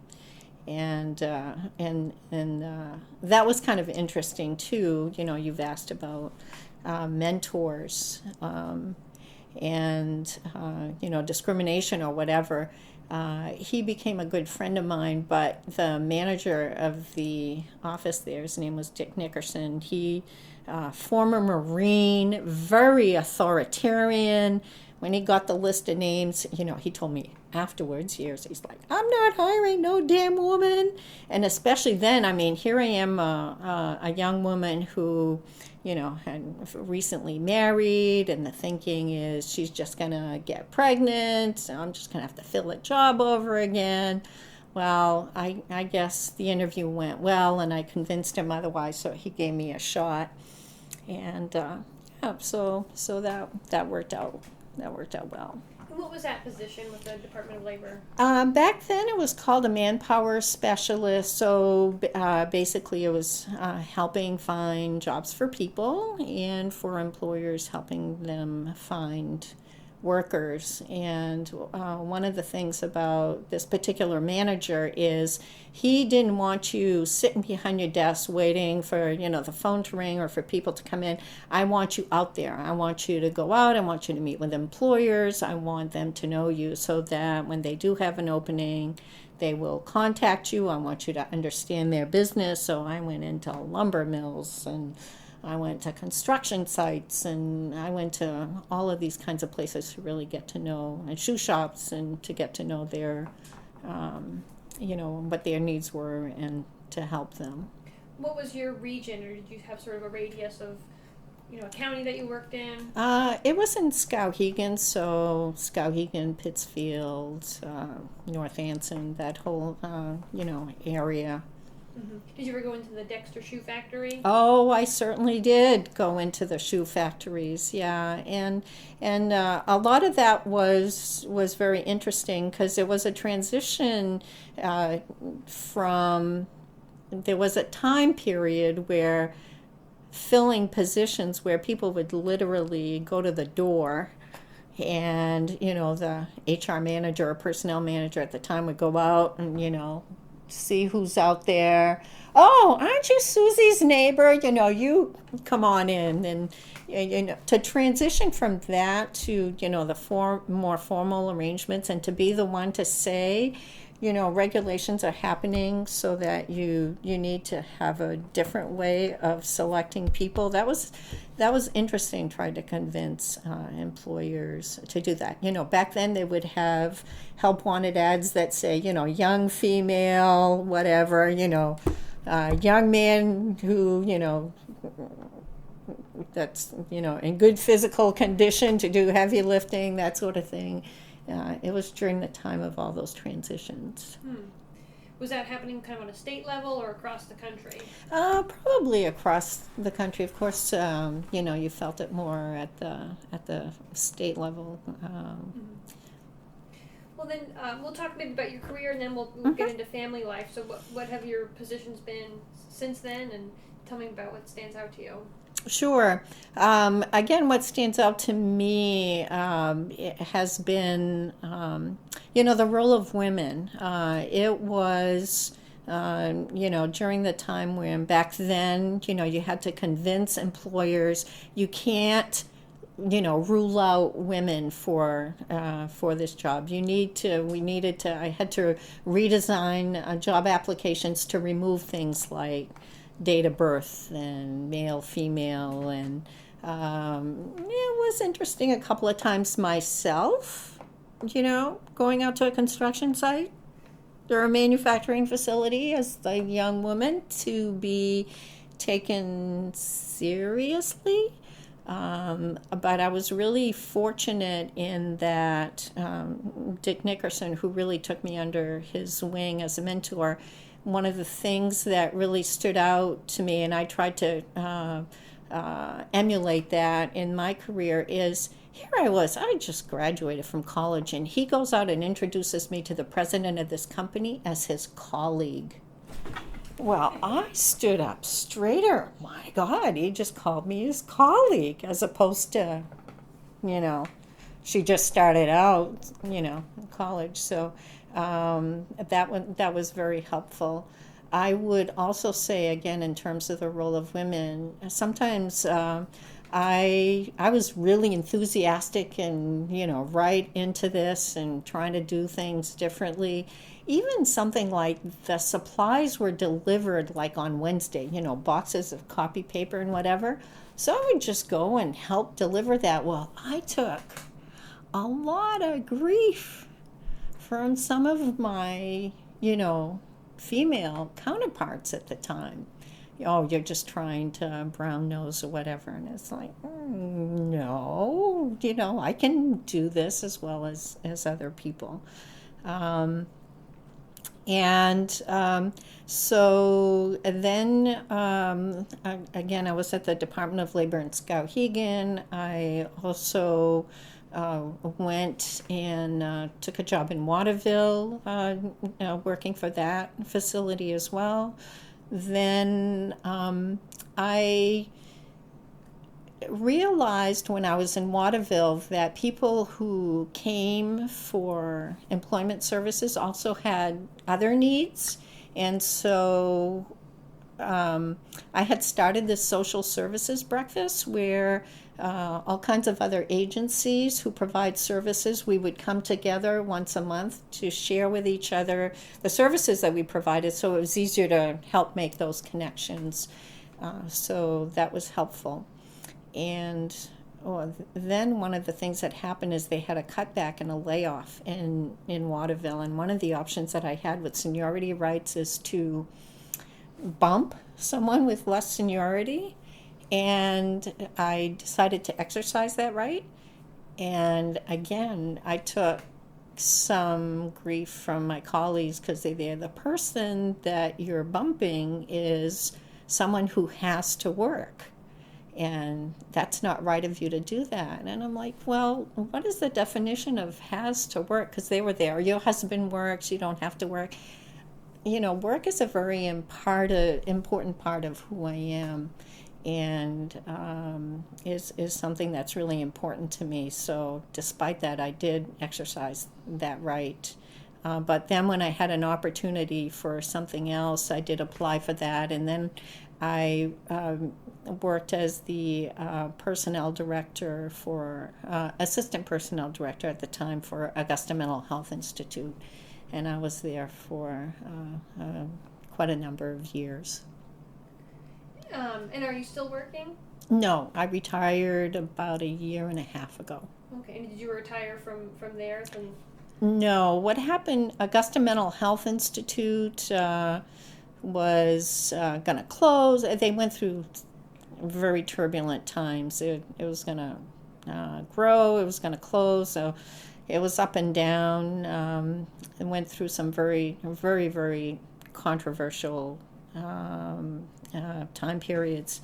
And so at that point, I figured if I was going to make a change, I needed to get a master's degree. So I went back to school. So when I was still working, I went back and got my degree. And it actually took me a couple of years of interviews before I did get a chance to break out of state government, because I think that there was a real perception that state employees were not the most innovative or that they were not, they just want to sit back and drink coffee was kind of like the public perception. And then Augusta Mental Health Institute in particular, a state psychiatric hospital, is not where you think you're going to come up with the best and the brightest. So it took me a while to convince an employer to give me a chance, and I did get that chance at St. Mary's in Lewiston, and I worked there for 20 years before I got that. And what's St. Mary's? It's a hospital there? It's actually a whole healthcare system. They have everything from a hospital to physician practices to one of the state's largest nursing homes. We've had as many as 2,000 employees at one point. And you were doing sort of HR things there? Yes, I was the HR director there. And was that a stressful job, or did you enjoy it? I imagine HR can be kind of hectic. I did enjoy it. I did enjoy it very much. Stressful, yes, when you try to get 2,000 people first to get along, and secondly to all be rowing in the same direction. It definitely is a challenge. And then what has retired life been like for you? I've really enjoyed it. I was surprised that I did because I was always so very active. And then to find myself without all those demands. But I have found ways to fill up that time, including working as a volunteer for the Biddeford Cultural and Heritage Center has really been helpful to me. And it seems like a nice way to reconnect you with Biddeford. Absolutely, yes. It's and of course, as an HR professional, interviewing is something that I've done a little bit of, and so the Voices of Biddeford Oral History Project has really fallen in with that. Yeah, I think you're a great fit for it, and I'm so glad they have you. Oh, thank you. And now I wanted to back up unless there was something else. Tell me a little bit about how you found out you were pregnant and becoming a mother for the first time. Well, as I mentioned, that was part of the plan, so the timing was perfect. We were really excited about that. Pregnancy, went fine. I was working in Waterville at the time. Ended up being overdue by, I don't know, she was supposed to be born in August. She was born in September. But I remember walking into the office every morning and people are like, "You're still here?" And I'm like, well, it's summertime. I could either be, 20 miles away in a warm house or be in an air-conditioned office 2 miles from the hospital. I might as well be here. So that worked out good. I worked right until the last minute, pretty much. Yeah, I remember being in the hospital on my laptop sending emails. Well, tell me about your daughter and when she was born and a little bit about her life. Sure, yes. And so, she was born. One of the first things I remember is, as I mentioned, that she's named after my grandmother, and that was the first phone call that I made to my grandmother in Quebec. And she was very surprised, and she says, "Well, where are you?" And I'm like, "May, I'm at the hospital. I had her like 2 hours ago, and you're on the phone with me." Well, yes, of course, that I wouldn't have it any other way. And I took 3 months. I took maternity leave for 3 months, and then I was ready to go back. Love my daughter to pieces, but it's just working is something that I really enjoyed. And the thing that made a big difference too is I found a perfect child care situation. This woman locally, Betsy, who became known as Velita's other mother, who had some other children she took care of. And so I knew she was getting good care and actually, was the best for both of us. And tell me a little bit about Velita's growing up and things that she got involved in and where she's ended up today. Sure. That's quite a story. Velita she was our only child, very inquisitive, loved to play with Legos, and was always into stars and space, and we always fed that. That's what she was interested in, and so we provided her. We kind of fed that passion. We actually sent her to space camp in Huntsville, Alabama, when she was in middle school. Kids go to soccer camp and all this other stuff. Well, we sent her to space camp where, she got to, it was like a mini, mission control, and we got to dress up as an astronaut and all of this other kind of stuff. And, she just loved it. And she ended up going to Clarkson University in aerospace and got a degree in engineering. And as part of her internship, she had worked in Vermont on helicopters at this company, and they offered her a job afterwards. And she's like, "No, I don't want to work on fixed wing. I want to work on aerospace." Of course, I'm going, "What? Can't you give it a try?" No, it's not what I want to do. Can you say maybe? Well, I don't want to be disingenuous. So she turned that down and instead worked as a temp in New York City after she graduated from college while she continued her career search. Now, one of the things that I mentioned to her is, write to alumni, you might get a lead, and she did get some leads. And there was a Clarkson alumni that at Boeing in California that took up her cause. Now, sight unseen, said, "We used to have a program for new grads, and we haven't done that for a while, so let me see if I can talk to the people at the company about starting it up again." And she was patient. They started it up, just a phone interview, and then the next thing you know, she's driving cross country to move to Southern California, where she doesn't know anyone, to work for Boeing. And the first mission that she worked on is, I don't know, there has been some publicity about a satellite that went out to Pluto. Well, that was the first mission that she worked on. And that was pretty interesting. And then she worked on them reinstituting a program where they used to have like a rotation program. So she got to work in different divisions of Boeing. And so she did that and enjoyed that as well, and worked on some really big satellites. And she was with them for, I don't know, 6 years or so. And working for a big company, you get to do a deep dive into one little thing.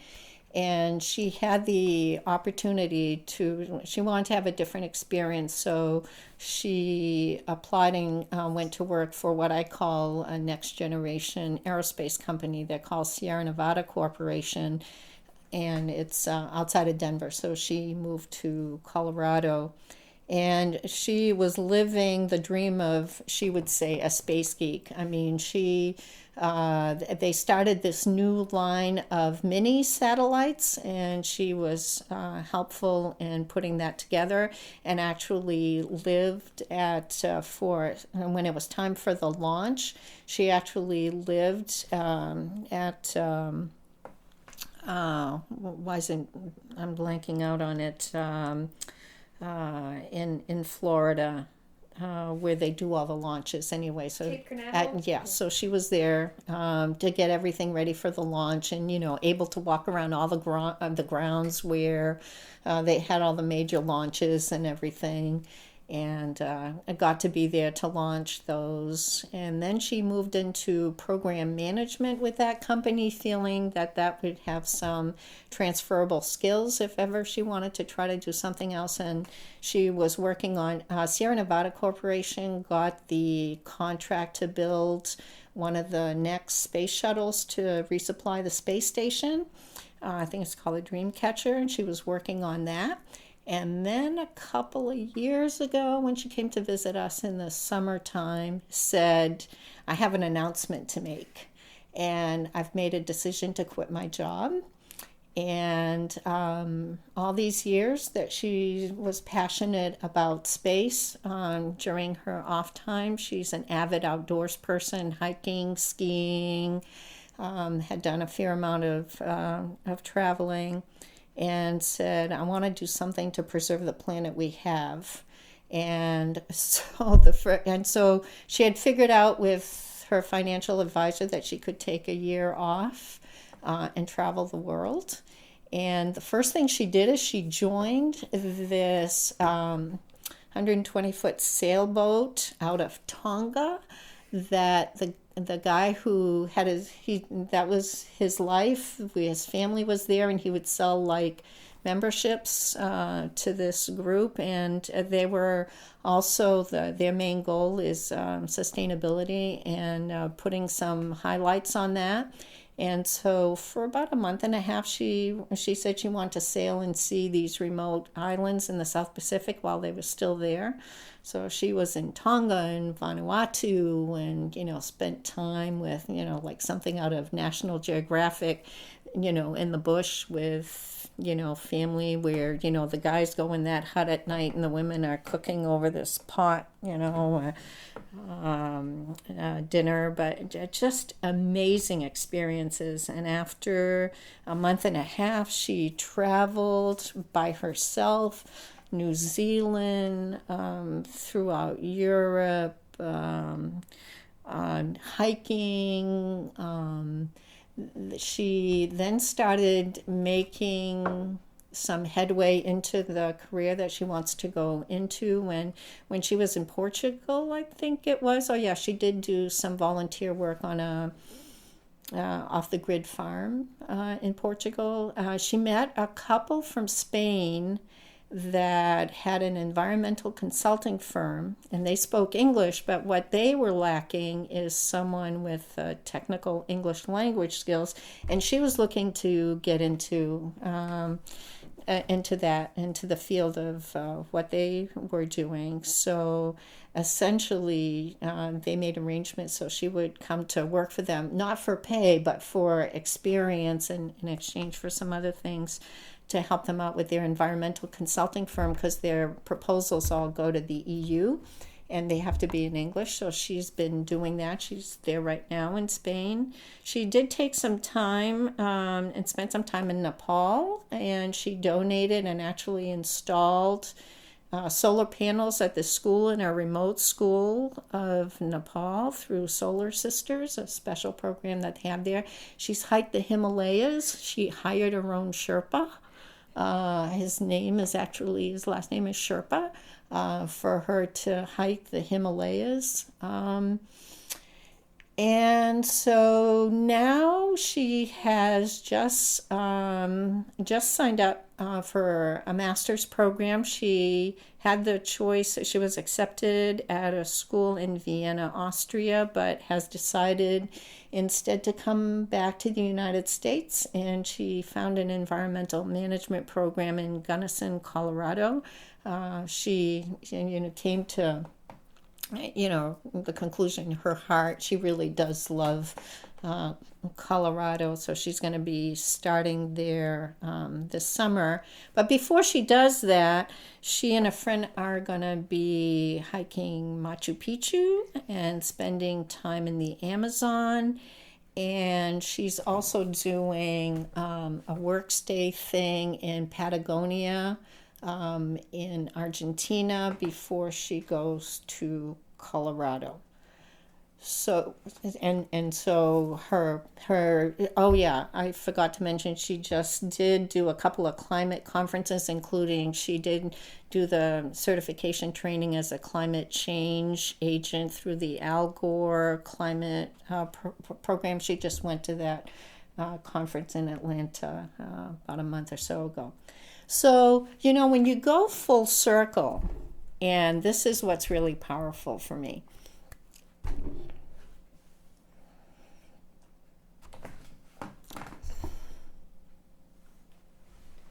Do you want to take a break? Okay. So when you go full circle and you, see what this is. So you have my father and my mother, who made the decision to leave their country to give us an opportunity. And when you think about what he did, in terms of working in the mills, which is so against who he was as a person and what really fed him. And he did it for us.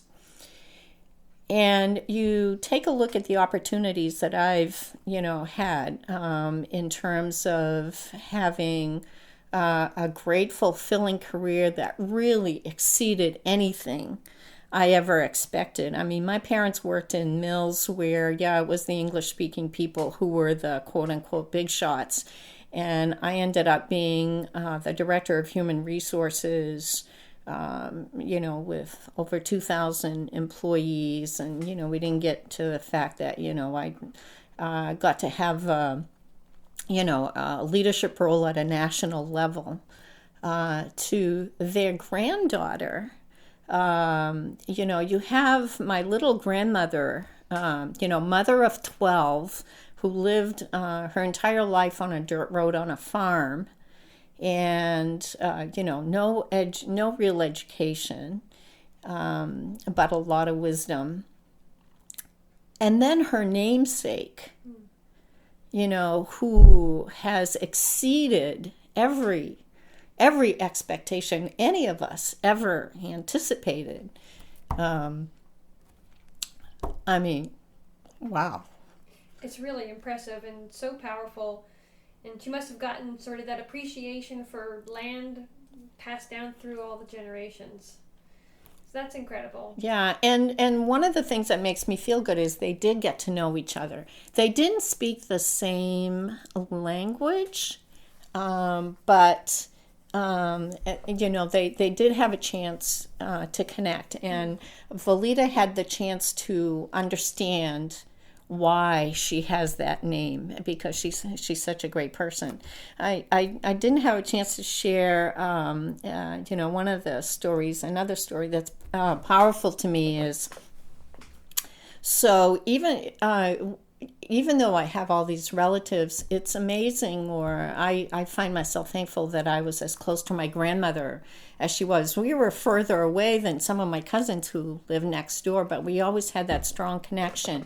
And on those annual trips that we used to make, we got to a point, we'd always bring like my grandmother, a birthday present or something. And so she lived to be 99.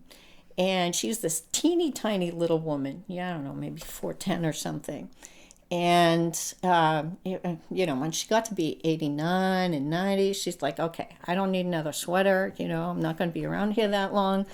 And so I gave her a certificate that says, okay, what I'm going to do is I'm going to call you every other week or whatever. So I treasured those phone calls.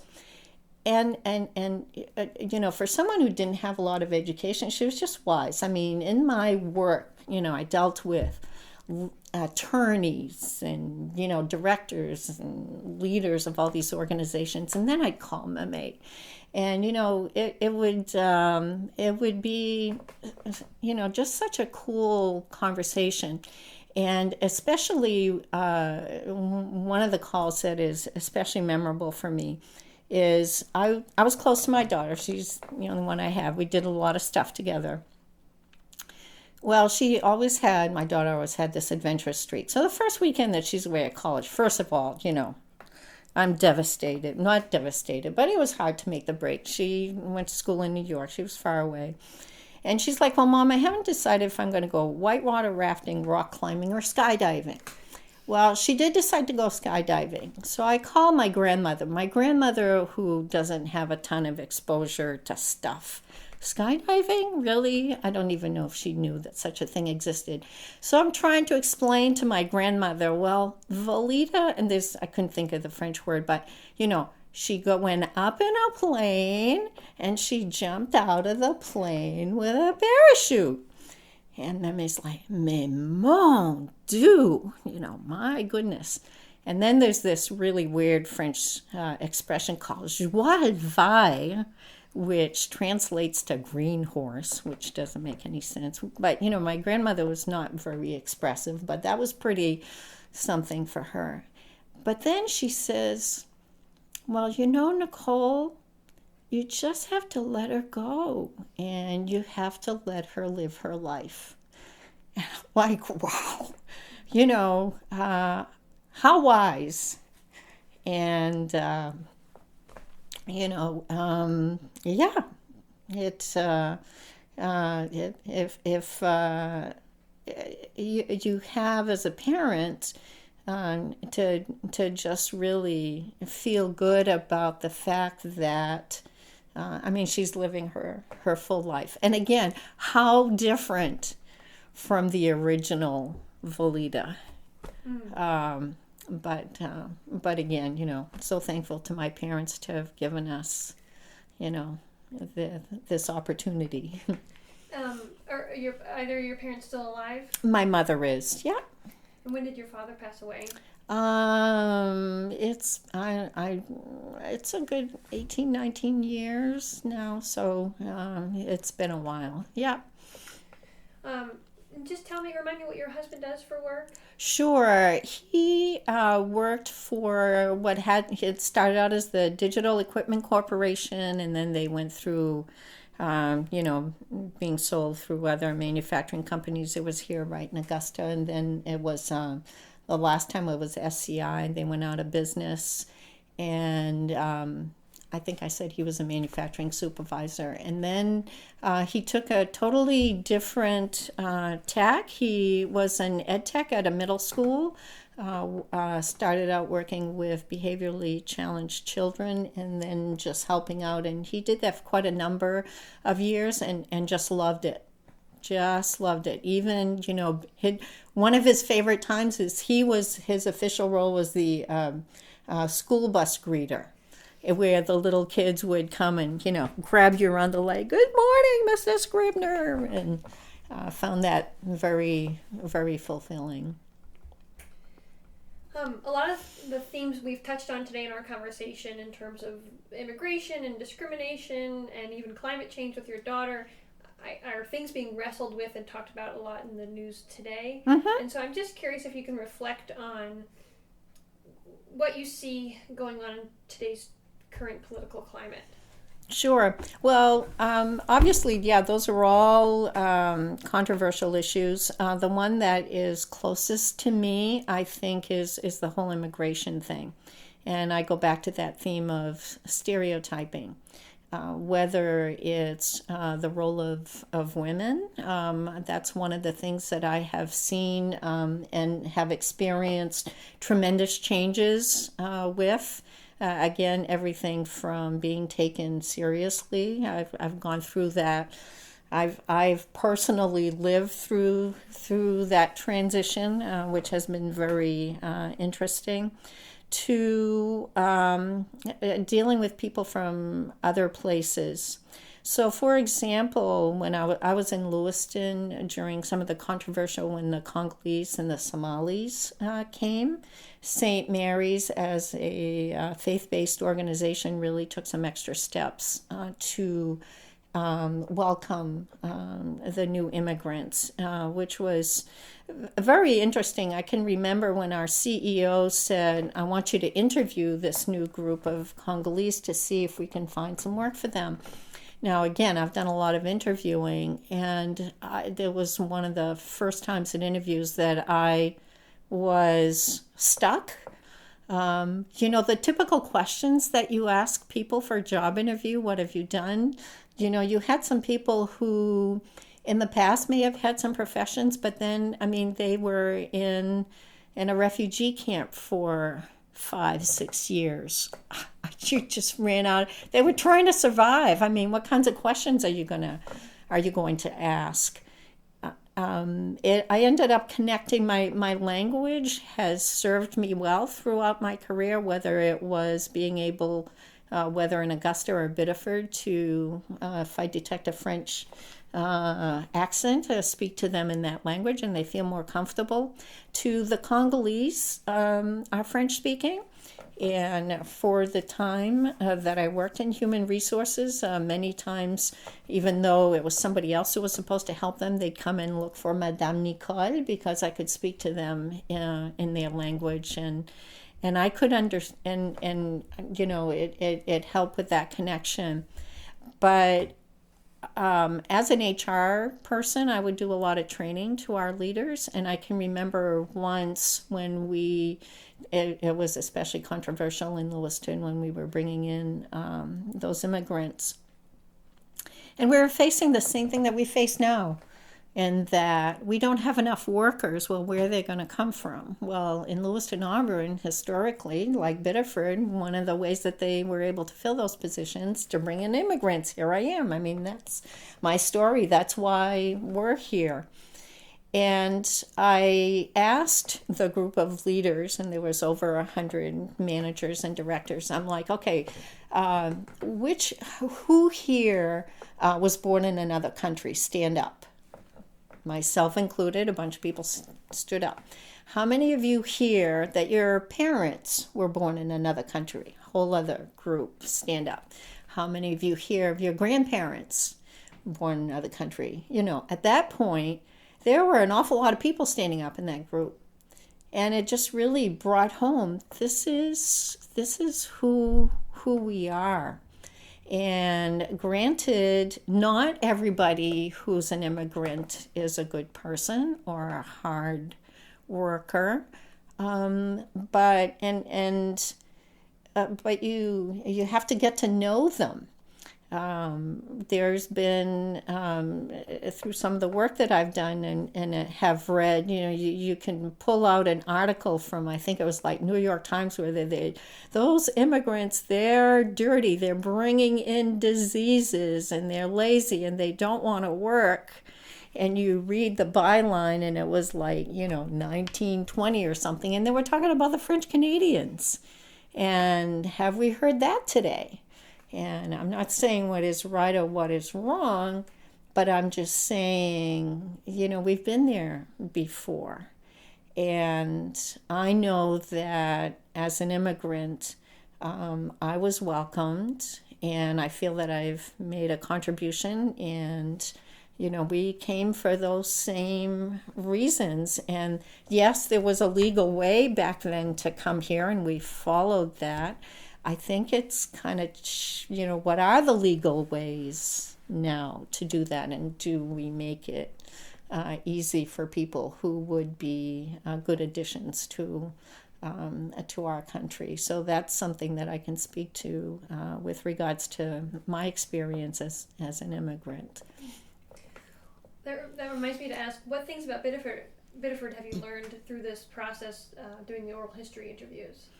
I think I was so insulated. I was not aware of the other groups, of the other immigrant populations, and that's something that I'm really excited to find out more about. I had the privilege of interviewing Dr. Strassler, who is not only a family physician for us and someone who's highly respected, but he and his wife are the leaders of the Jewish community. I had no idea where their synagogue was, and I even told them, other than knowing, some basic terminology about Rosh Hashanah, I had no clue what it was. And so it is great to learn about that. And I'm very much looking forward to hearing about other populations as well, because I think that we all have something to offer. I agree. Well, Sam, was there any questions you didn't get a chance to ask? I think I'm good. Well, is there anything I'm leaving out or forgotten to ask you about? I think that the one other thing that I would want to add is that for the longest time, I felt I was just a woman, just French Canadian, Franco-American, just from Maine. And it wasn't until someone gave me the opportunity, didn't have a chance to bring up that in addition to my career, some of the volunteer stuff that I've done is to play a leadership role in our professional associations. And so I was the president of the Maine Society for Healthcare Human Resource Administration. So those are all of the human resource leaders in the state that are in the healthcare sector. And I had done a presentation for them once on a program that I started at work that someone said I should bring up at the national level. I'm like, really? At the national level? Well, I put in that proposal. We won a Best Practice Award. The next thing I know, I'm going to Atlanta doing that presentation. Then the next thing I know that the Connecticut Health Association rented a limo to pick us up at St. Mary's to drive us to Connecticut to do that presentation there. And then I'm being asked by a think tank in Washington, D.C. To do that work, and they published it. They paid for me to stay at the Ritz-Carlton in Southern California. And then someone contacted me and said I should be on their national board of directors. And I'm like, really? Me? And I was on the national board of directors for that organization. And so again, that's one of the takeaways, is that you're thinking, it's like, okay, if I can do this, someone who knew how to say just 3 words in English when I was 6 years old, to end up playing a leadership role at a national level. I mean, and look at my daughter, little girl from Messalonsky High School in Oakland, Maine, and now doing the national experiences, and who knows what she'll do in this new career path that she's embarking on. So hey, if I can do this, don't let anybody stop you by labels or, by expectations.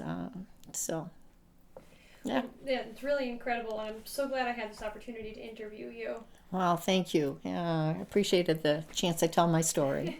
And if there's anything I think of, maybe we'll make another appointment to get together. But I just want to thank you for your time today. This has been a real treat. Great. Thank you. Thanks.